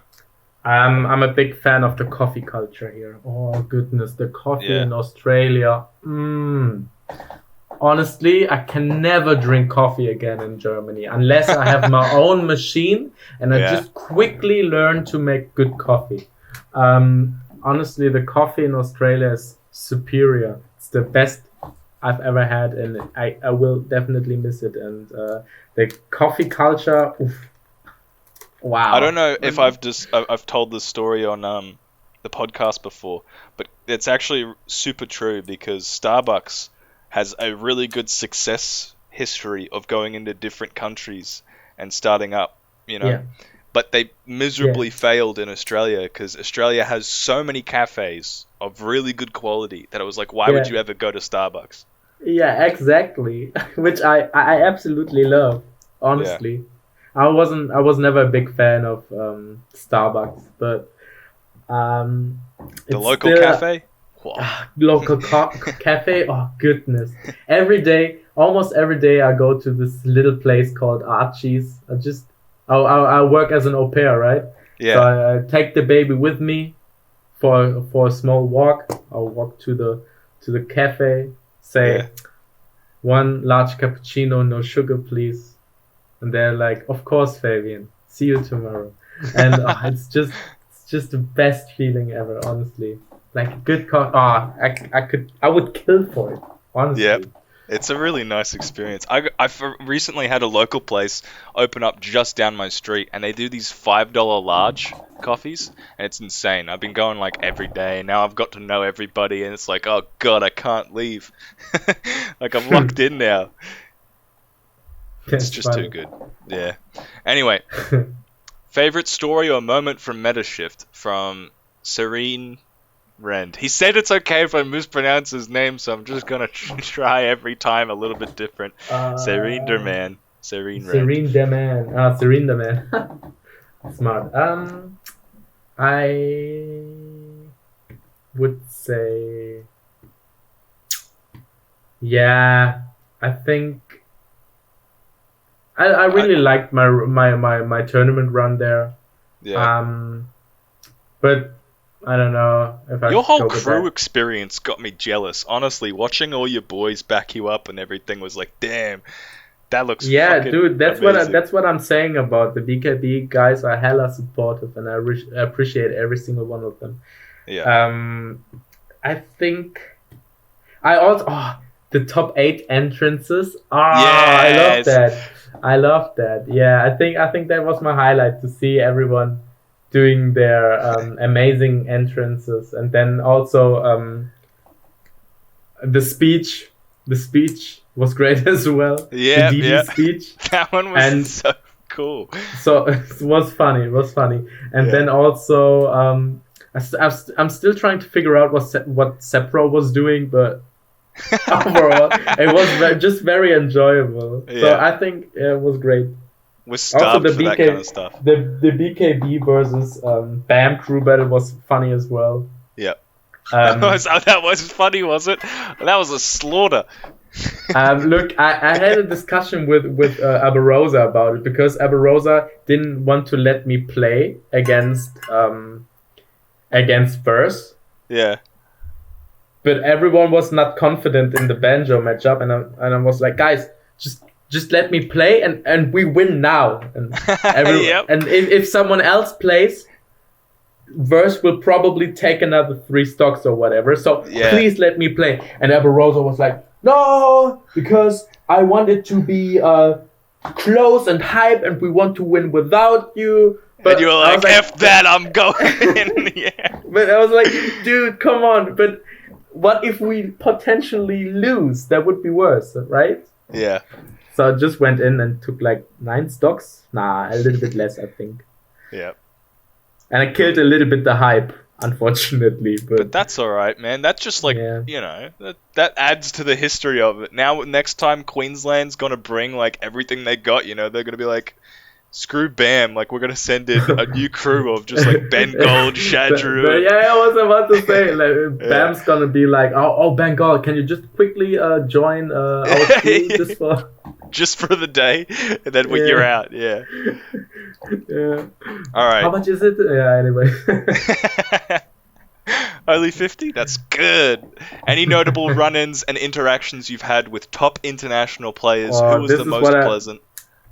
Who confirmed or betrayed your prior expectations the most? And it's from Chipotle. I like to give him a shout out. So you can go follow him. Chipotle, what a great guy. Yeah. So I was thinking, sorry for interrupting. That's okay. I was thinking, I wrote down every international player I've met, right? I'm not talking about like European players, or I could talk about Australian players as well. But all right, look, I've met Westballs. I met Westballs, right? Yeah. At Syndicate 2016, I think. Damn. And I was in the elevator, right? Yeah. And he just I was about to take the lift down, and then just quickly Westballs ran to the elevator, right? Yeah. And it was just like me and Westballs, but it was such an awkward situation because I kind of wanted to say what's up, but at the same time I was like, nah, it's too weird approaching him in the elevator where we're like forced to talk to each other, and I was just standing there and Westballs as well, and in front of us was like this mirror. So you're just staring at each other, or oh my god, that was a very odd situation. But the question was most pleasant, right? Yeah. Look, I've met the bus 2 times now, and I love this guy so much. He's so real. He's not fake. He's just how he is, and he's absolutely proud of himself, and he's just such a great and honest guy. I'm a big fan of the bus, like as a person. Unbelievable guy. So that was quite pleasant. We had a couple of drinks at the tournament as well, and we just got along really well. So that was really cool. Most disappointing is probably... I think it's who confirmed or betrayed your prior expectations the most. So someone who you thought would be really cool, but then they weren't, or someone who you thought might have been really funny and they were really down to earth, like... Yeah. Okay. So who confirmed it was also Kameme. Was also very, very cool. It was hard because of the language barrier, but I always thought he had such a funny and entertaining and like lovely aura, energy. And when I met him, and just look, after we played our set, we went downstairs and we had a chat, or we tried to have a chat, and it was like just very friendly and welcoming atmosphere. The most betrayed was probably Esam. Oh no. Why? Did you Yeah. think he was going to be really nutty and he turned out to be really normal? I just thought, I think he's the guy who plays. I think sorry that I'm saying it, but I think he's pretty fake. He's playing too much his character Yeah, on okay. social media, and he's absolutely not like that in real life. That's my impression, at least. So I was a bit disappointed because I was always a big Esam fan until I've met him in person, and it was disappointing, I would say. What was he like in person? Just very staged, like Right. so calculated in what he's doing, which I thought is like quite. I don't know. I don't want to like tell this is how it is. It's just like my impression, Yeah, no, it's right? your experience. But for my sure. experience. But I just had like I don't know, not such a pleasant time with him. Okay. Well, I don't think anyone can blame you. Not many people have met Esam, so I don't think they're gonna take like your experience and say that's exactly how I'm gonna experience it. But that's an interesting take. Yeah. Maybe I'm also like misunderstanding him or misinterpreting. So Not trying to be I a may be hater. wrong. I may be right. Yeah, exactly. All right. Love him when you love him. Look, he's still a great show person. Yeah, I think there's something to that where if you love somebody in their persona, like maybe you don't need to get to know them better, because oftentimes they might not be the funny or entertaining person that they are on stream or in tournament. So there's nothing wrong with just being like, I idolize this person from afar, as long as they're a decent person behind the scenes. Sorry Anyway. again. Yeah. Sorry, like the last time I didn't really get I it. said as long as they're a decent person behind the scenes. Oh yeah. I thought you were playing a... Nah. Anyway, next one. Where do you see the most room for improvement within Australian players? Being disciplined. Verse. Yeah. The hunger Definitely to being improve. disciplined. Not only like the hunger to improve, but also like being, if you want to get good, do something for it. Don't just play the game. Do something for it. Get better. Add some structure. Yeah. Add some goals. Yeah, I remember in QLD Smash, people had the opportunity to write articles, the QLDSmash.com, like early on its day, and people used to write stuff like that, like, hey, if you want to improve, like there are steps that you should take to improving. Like you shouldn't just like hope that you get better by playing more. You should actually critically look at it and take steps, and that means writing down things. That means making goals. That means it's definitely true. I think a lot of people can use that advice. Just being a little bit more disciplined. Also being disciplined in their game style, in their play style, like in certain situations. Just be disciplined. If you're somebody ledge tripping, for example. Yes. Just hold shield and wait until the opponent does something. If they have bad ledge options, just wait. Be disciplined instead of like giving him room to do something. I think I've mentioned this before, but a telltale sign is someone says that, oh, I'm way better in friendlies than I am in tournament. That just says to me, like in friendlies, you feel more confident to do things, but you're actually not disciplined when you come to your tournament sets. Because you can be creative in friendlies as much as you want, but if you're not playing confidently in tournaments when the pressure's on and you don't know like your drills and your movements well enough, then you're somebody who's not making the most out of your friendly time, not making the most out of your practice time, because you need to be able to be rigid and disciplined in a tournament set, I'd say. I think it's also the fact that people don't have as much experience as in I don't know, as in friendlies. So like the tournament environment is completely different, right? Yes, yeah. You gotta get exposed to the nerves and the hype and the... Yeah, there's like a lot to it, so I can't blame people if they say it, but just work on that instead. instead of like complaining about oh, I'm so much better in friendlies.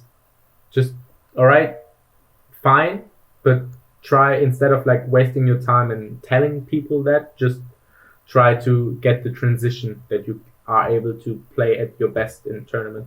Yeah. Especially as a veteran, you see that like people will say that, but then as they get more exposed to it, that stops being the case, you know? And it's like, okay, this person's starting to become more disciplined, like we were talking about. Yeah. Okay, so the next question is from Olag, at the real Olag. From your experience, who are some of the top Australian players who could also perform at a top level in Europe or worldwide?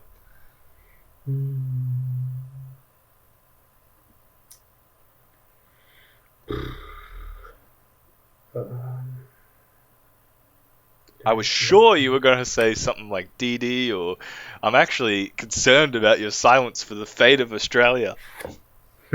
I'm just thinking. I have some people in my mind. I'm just thinking if there is some people more. I'm just quickly going to the Australian power ranking. Yeah. Because I actually think that Race would do good in what's it called? International In or Europe European? or international wise, Yeah. because I think he's pushing his characters really good to a good. He's pushing his characters really well, Yeah. right? Um, and I think in general he's like very hard working. So it's like I wish to see him doing well. I Yeah. hope that he's doing well, and at the same time I can also imagine, because he is pushing the meta and there are not so many people who push the meta of his character, so it could potentially catch people off guard. I think what he has to work on is on being like using more reliable stuff instead of like going maybe for the fancy stuff. Yeah. But overall I can see him doing well. I could also see Strix Right. doing well, especially when he gets his patience done, like, because he has terms, he has tendencies to get desperate in getting the kill. Yeah. But if he gets that down and done, he probably would do really good. I think Ghost would be good. I think Ghost has probably one of the best neutrals in Australia. So I think if Ghost would play a better character, he would do well as well. Like, yeah, if he would. Is he just still play a playing good character. Me Brawler? Yeah, I think so. Okay. Yeah, right. I think, yeah, maybe Jay Dizzle will do good. Still think Jay Dizzle needs to work on a few things, but everyone needs to work on a few things. Yeah, there's always room for improvement. Yeah. Me included. Yeah, I think Jay Dizzle would do good. I think Extra would do good. I think Didi would do good. I think, yeah. Didi has the potential to be like top 3 warriors in the world. Damn. Just the potential, but yeah, not just there potential. Yet. I like, let's say top 5. Maybe top 3 is a little bit too much. Okay. Maybe top 5. I think Ben Gold would do decent. He's playing K. Rool. That's the only problem. yeah. I think he wants to switch to Steve. Well, from what I've heard, but I don't know if that's been confirmed since he came out. Yeah, interesting. Let's see how good Steve will be when the meta evolves. Yeah. And I also think that Shadru would do well, probably. Yeah. I mean, Shadru's a beast on Ken. Yeah, he's also very disciplined. So I think that's what... And he's also one of the more patient players in Australia. So I think he would have an easier time than anyone else. But I think that's it. Obviously, there are like people like Joey or at Lowe's who are good as well. But I just think so many people play Zero Suit that Joey So everyone's like super experienced in that matchup, so Joey would have a rough time. Yeah. Same for Luco, but Luco isn't really competing anymore. Yep. And yeah, I don't know. It's tough. Yeah, but I think that's roughly it when I look at the top 15, right? Yep. Yeah. I think that's it's really like it's a super tricky question to ask at the moment because it's been so long since we've seen like the big levels of competition that we had before COVID. So maybe it gets a bit brighter after we come back, but who knows? Hopefully. That's what we can pray for. Yeah. Alright, we'll go on to some other questions. I'm just checking if there's any other full ones, because the order is very important to me. I know it's not a big issue. I could just read them straight down, but I do like putting some value into the likes. Gravy Dice, at Gravy Dice, asks, whose beer is better, Germany or Australia? Two-parter. I won't answer this irrelevant question. Okay. It's pretty obvious. Yeah. German beer is amazing. And the first time ever I drank Australian beer was disappointing. Did you have high expectations of Australian beer? I didn't. I think I'm just spoiled. Yeah. It's true. I mean, I'm not saying you're spoiled. I'm just saying Australian beer's not amazing. Yeah. I think too much of it is commercial. It's a bit like the cafe thing, I think, in Germany, where like there's just so much competition that beer has to be really good. It's so part of the culture. Yeah, absolutely. Two-parter, though, is what has been the one thing you were surprised by when starting to live in Australia? How cheap your junk food is, but how expensive your groceries. Healthy food is.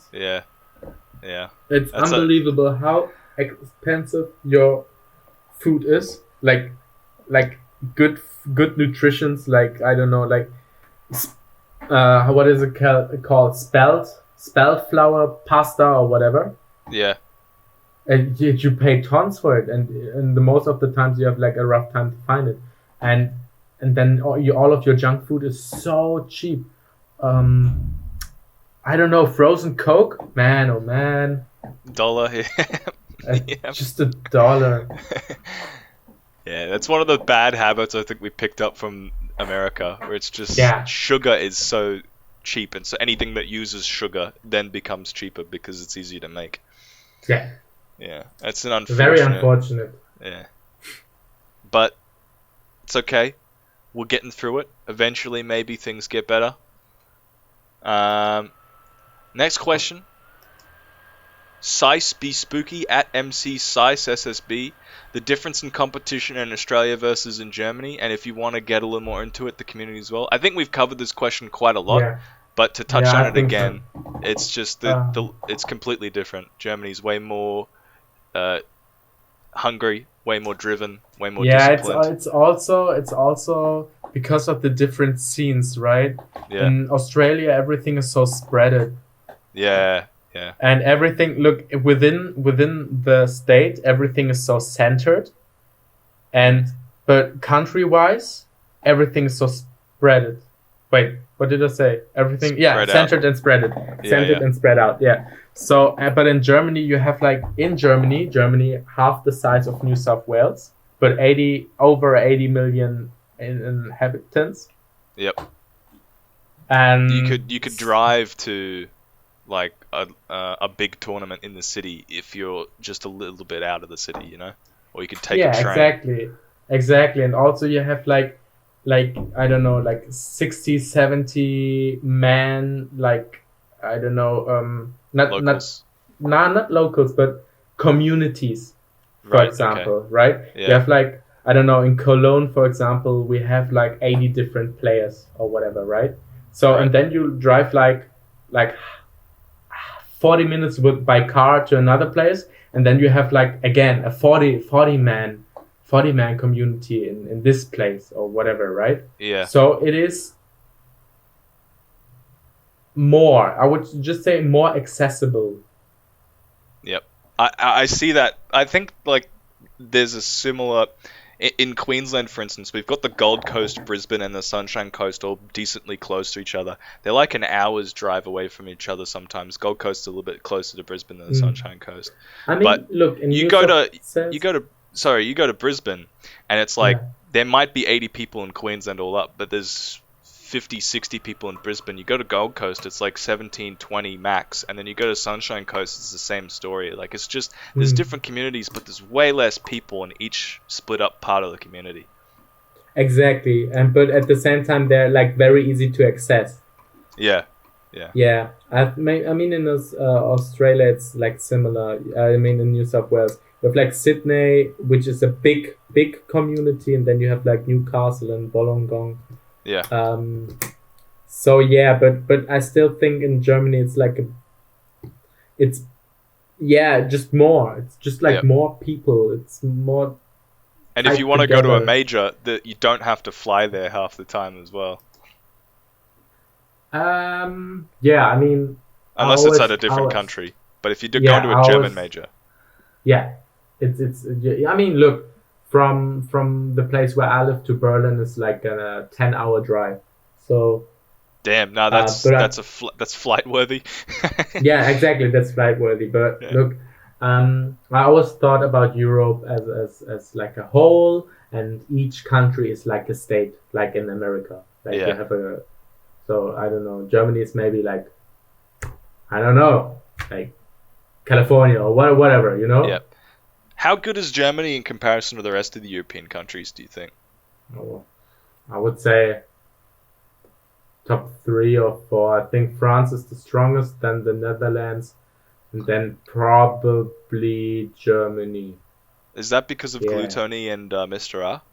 I just think not because of that. I don't count these players. I just think all of their infrastructure is more it's just like more structured in general, you know. Right. In Paris they have an amazing big scene. They have so many locals and everyone is willing to attend and spend money. I have to be honest, German people are very greedy. They don't really like spending money on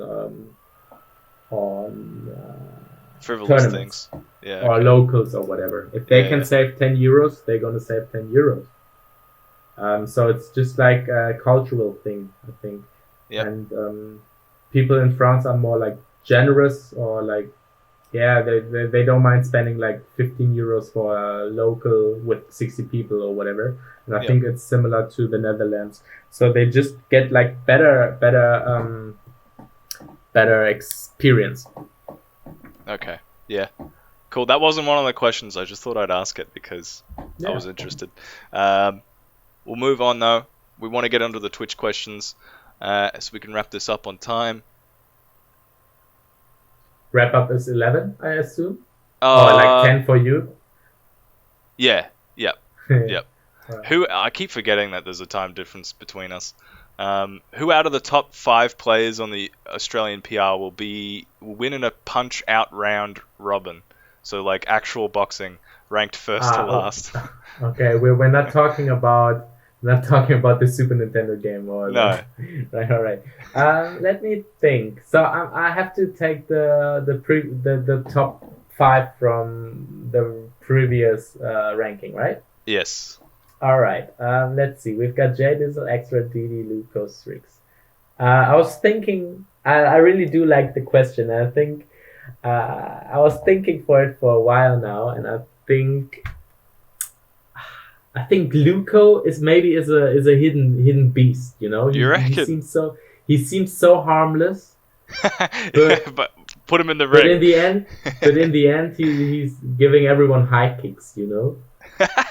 Yeah, all right. That'd be so sweet to watch. I can kind of see that.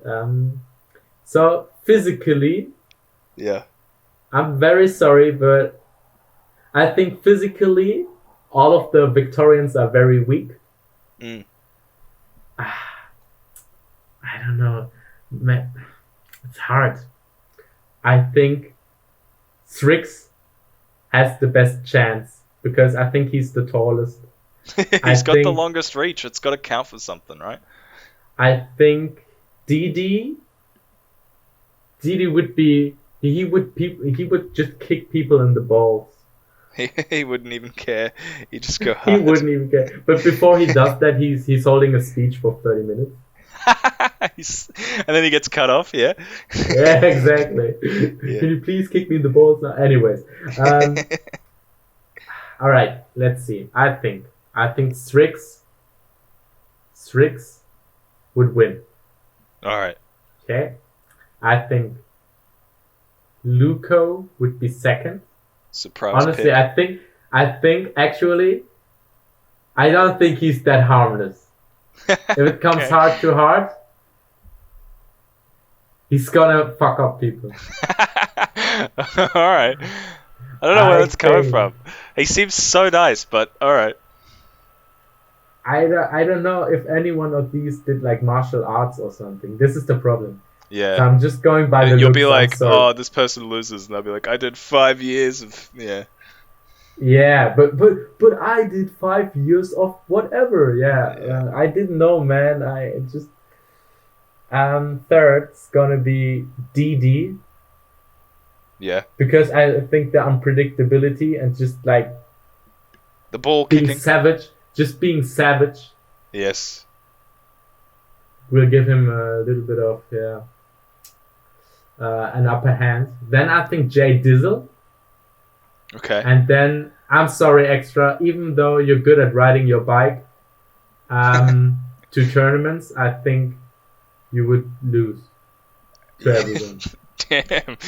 Yeah, okay. No, I think Extra's just got that attitude that he could be a bit savage as well, but Maybe.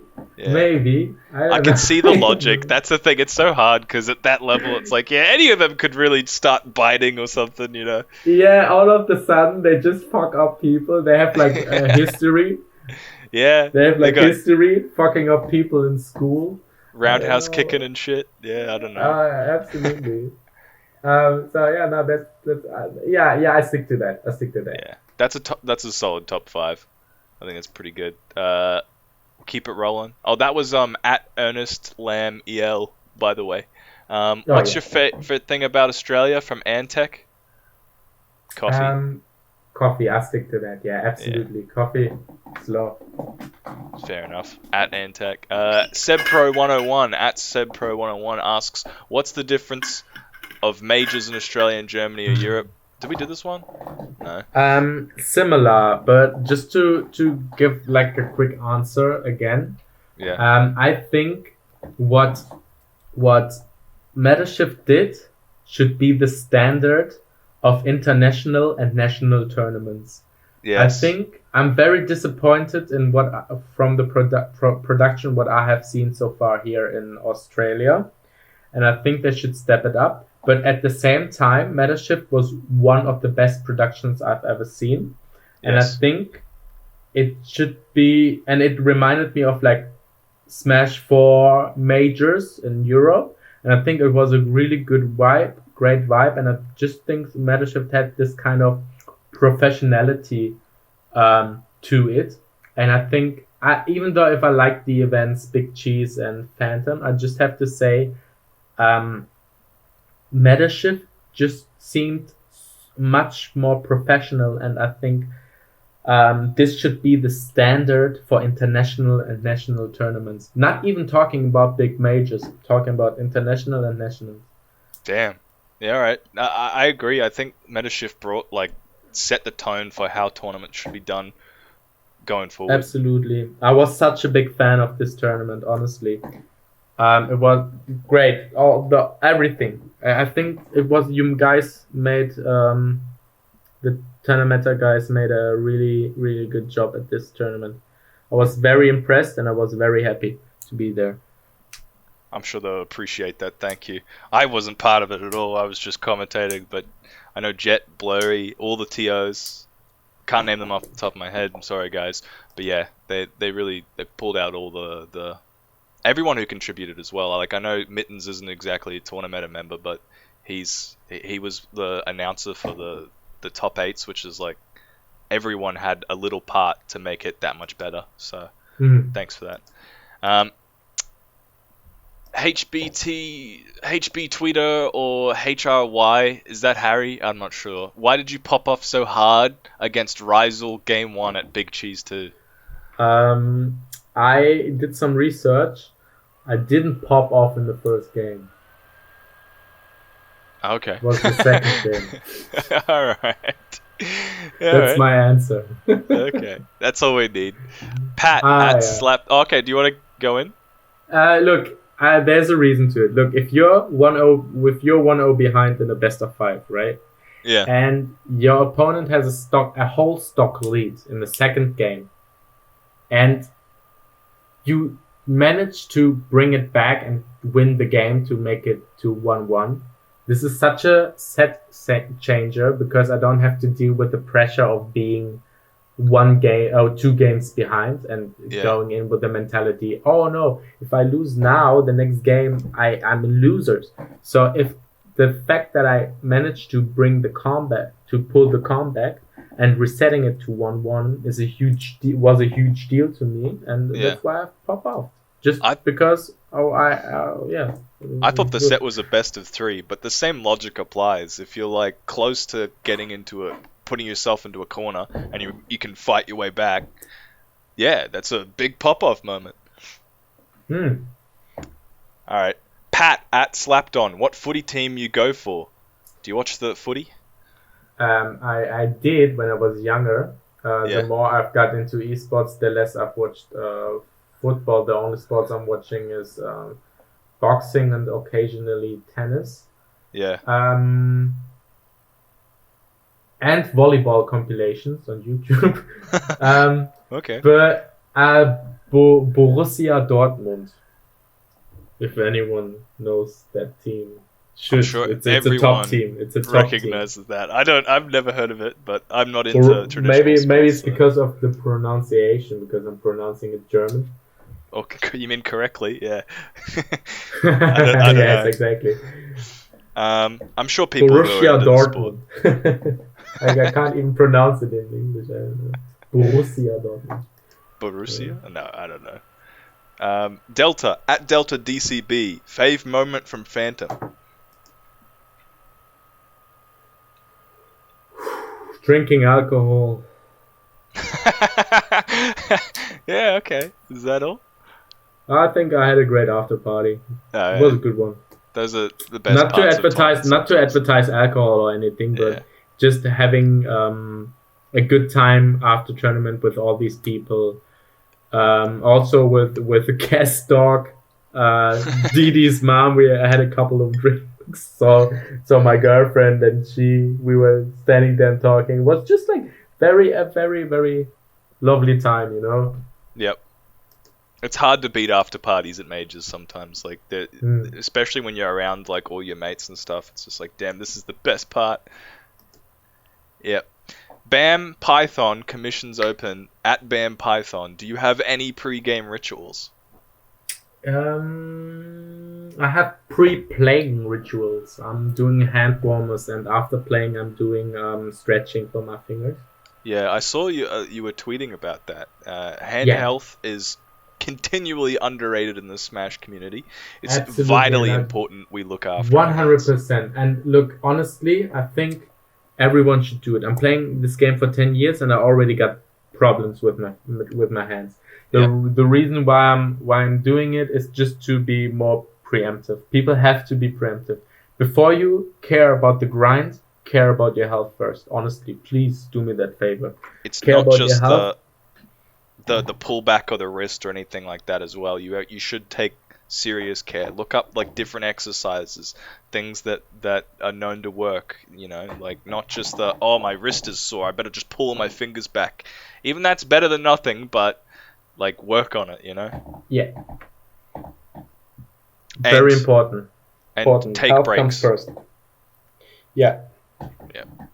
After every hour, 15 minutes, but even look, I have to be honest, I don't take a break after an hour for 15 minutes, but it would be the most healthy thing.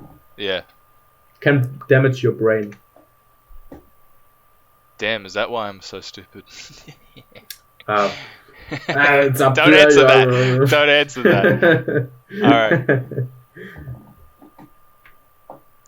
Guys, we're now at the section where we can do Twitch questions, because I'm pretty sure I got all the Twitter questions. If yours wasn't asked, please let me know, because I'm reading the Twitch chat now. Unless you put it in after I refreshed it, so don't even bother if that's the case. You missed out. Sorry. How much time did it take you to win your first 60 participants tournament? Did it make you pop off from Kix SSB? Damn, right into him. Oof, how much did it take you to win your first 60? I think that was like ages ago. I think that was like 2012, 13. So it took me like 3 years. Three years until I was able to. Yeah. Damn. Yeah. Was that in Brawl? It was in Brawl, yeah. And I've skipped a lot of school back in the days to play Wi-Fi Brawl. So I've played tons. Honestly, I've played tons. There was this website called All Is Brawl where you were able to play with like Europeans, and there was a huge chat and the ladder and stuff, and I was just like grinding the ladder with Americans and whatever I could get. That was a Wi-Fi Warrior, and I was also attending tournaments, but I was like very on the grind, and I just skipped school to do it. So in the end, I had to redo a lot of school. Damn. So no recommend if you're in school. Just focus on your studies, guys. Just focus on your studies, honestly. Yeah. All right. Is Wolf sexy? I don't answer that. Okay. Mario Kart main. Wait, what, Mario Kart main? Oof. Yeah. So. This is such a great question. Donkey Kong. Not Funky Kong. And I love Donkey Kong. It's my favorite Nintendo character. Oh, okay. Oh, damn. Yeah, Donkey Kong's pretty sick. I grew up with my grandma always played Super Nintendo. I was always sitting on her lap while she was playing, and the first game we've ever played together was Donkey Kong Country. That's why Donkey Kong is my favorite character. He's pretty cool. He's very meme worthy too. That's what I love. Yeah. Yeah. He's a great character. I love him. Gravy Dice. Actually, you don't know how many times people were like, hey, can you ask Purple H if he likes Dark on Netflix? Like, I got asked by several people to ask you that. Have you seen Dark on Netflix? Yeah, it's a German TV show, but it's like one of those ones that everyone's like, oh, it's amazing. I don't know what it is. Never heard of. Damn. Suck it, everybody. At least they'll stop asking me about it. Never heard of it. Verse asks, why do you play Wolf? Because I think he's the best character in the game. Yeah? Do you have any affinity? I don't know the word. Do you like relate to his playstyle, or is it more just like he's the best? I think look, in the beginning I picked him up because I think he fits my playstyle very well, like very, very well. And the more I've played him, then I just realized, I think this character might be the best character in the game, so I just stick with him. Yeah. Damn. Yeah, but yeah. Did you think Dr. Mario Sorry? Did you think Dr. Mario was like super good early on? Because you mentioned like you did a reverse 3-0 with Doc. I think the transition from Smash 4 Mario to Ultimate Mario was really good. Yeah. And they still felt pretty similar. And my fun character in Smash 4 was Dr. Mario, and I lapped a lot. Like, I'm serious, I've lapped a lot of Dr. Mario. Yes. So I just played him every now and then, and he just felt natural. Yeah. And that's always the thing, like, whenever you're backed into a corner, sometimes you feel like you could pull out your for fun character. I think for the majority of people it never works. It's actually so pog that you got that, and you've got the whole Dr. Mario win. I just unironically used pog in real life. I'm upset. So Shadru says, so that's why I lost to your Dr. Mario online. Do you play him online still? Yeah, I do play him a lot, because I think it's just so relaxing to play him. And also very fun, and I think I am playing one of the best Dr. Marios in the world, honestly. Um, I just think, look, I'm not randomly pressing buttons with Dr. Mario. I figured stuff out, and I'm playing with purpose. So he's one of my more fleshed out characters. Yeah, that's fair enough. Kiki's SSB asks, do you have any brothers or sisters that you played Smash Bros with growing up? Unfortunately not. I'm a single child. Damn, that's even harder, man. Yeah. Having that I had friends. go-to training partner like every day is so useful. I know. But it's fine. I had my All-Is Brawl Wi-Fi grinds. Yeah, that's what you were saying. Skipping school to grind Wi-Fi, and then and later on I was meeting friends. How was school, man? Yeah, that was great. I played some Snake and yeah. First video game you played and favorite console? Good question. I think my first video game, I can't remember properly because I was so young. I think the first game I remember that I was playing was Diddy Kong Racing 64, right? Yep. I might be wrong, but this is like the first game I've ever played when we got the Nintendo 64, when my mother bought it. And I think it could also be Super Mario World. Oh, yep. For the NES SNES. or the Super Nintendo. Yeah. The one where Yoshi was introduced. I'd never play them. I wouldn't be able to tell you. But I'm sure Wait, chat you knows have what you're never talking played Super Mario World? Nah, I never had a Nintendo console when I was a kid. I don't know, a lot of Australians seem to have a similar experience. They never got the Nintendo or the Super Nintendo. They got PlayStation 1 though.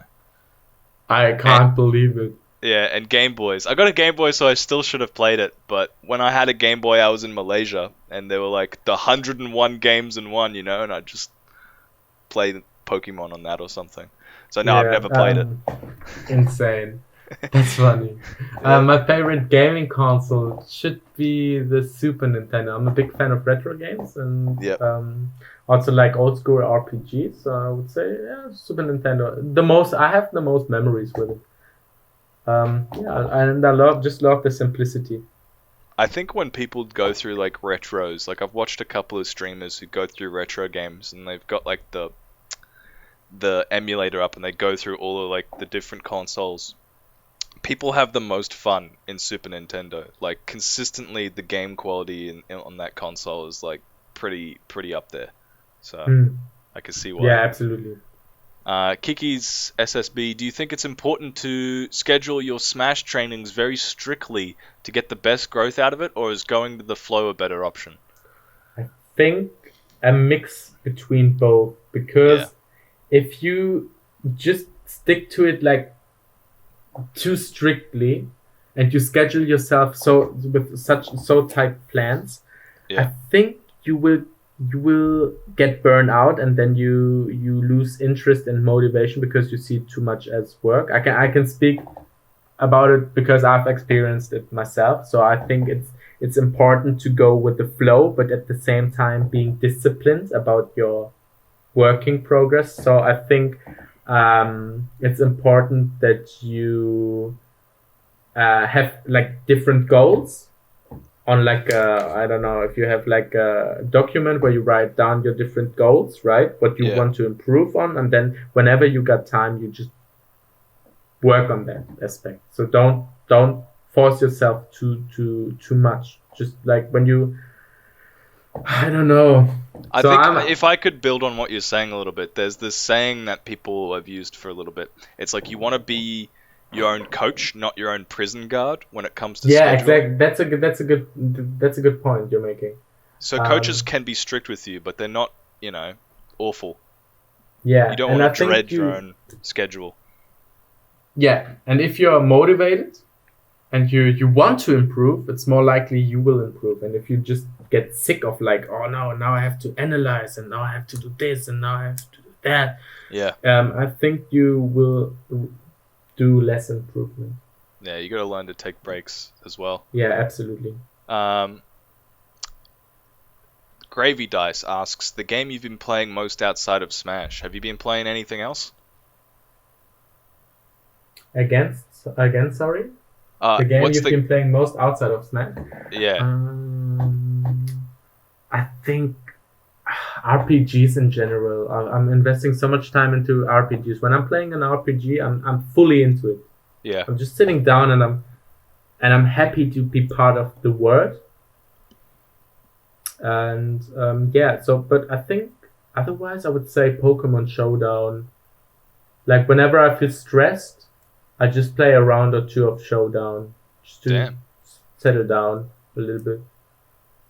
I wouldn't be able to do that. I think Pokemon competitively, it seems so frustrating from the outside. Yeah, but I'm lucky that I don't take it serious, so I'm just laughing about what's happening. Yeah, it's so I'm like, oh no, Focus Blast missed again. Like whatever. Yeah, that's pretty good attitude about it then. Yeah, it makes sense. Who's the most hyped player in ANZ, and why do you think they play DK from Lunchy? Who's the most hyped player in ANZ, and why do you think they play DK? Yeah. I don't get the question.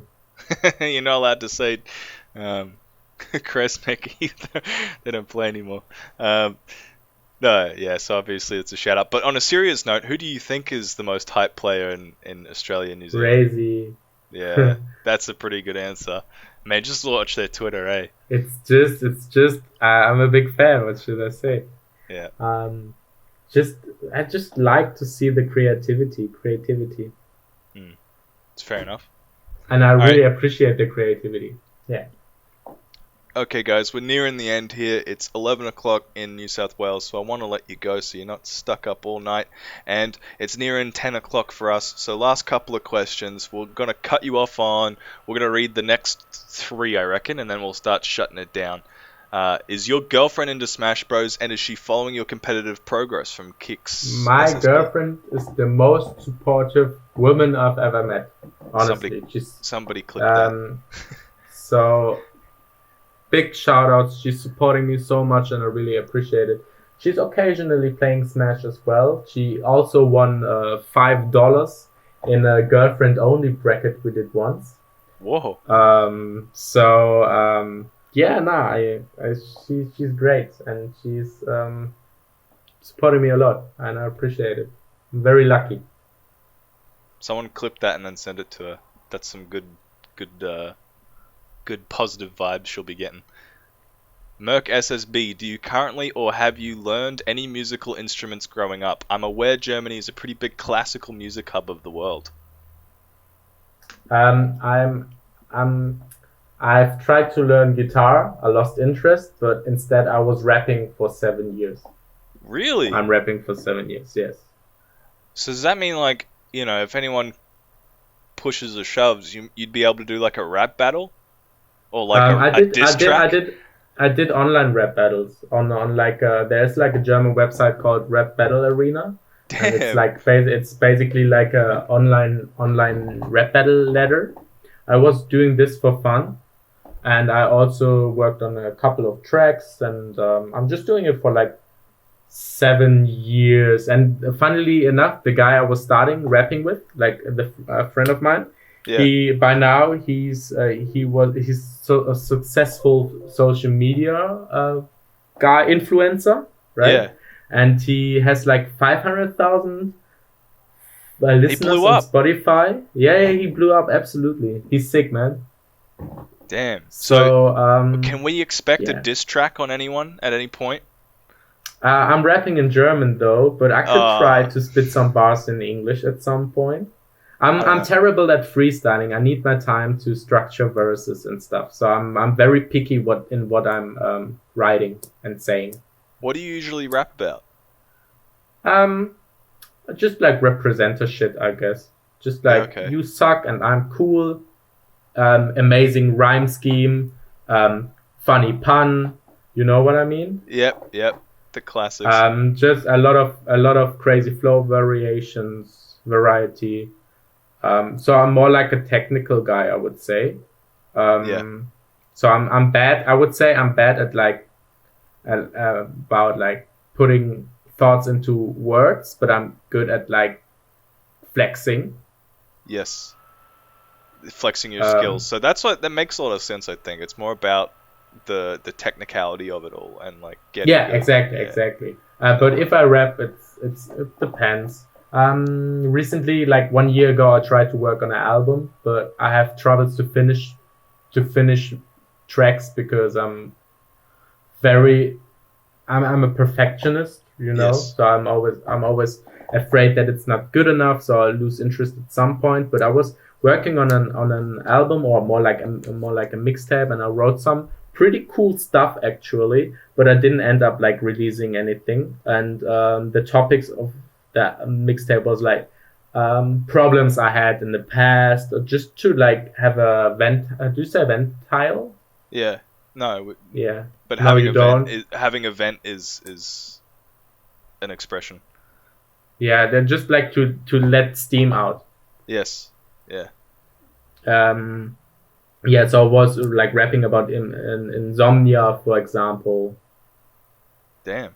I didn't know that you Um, experienced this insomnia. yeah, I had a lot of sleep troubles in the past. Like not anymore for like 3 years or so because I was working on that. But I had sleep troubles in the past, so I was like rapping about stuff like this, for example.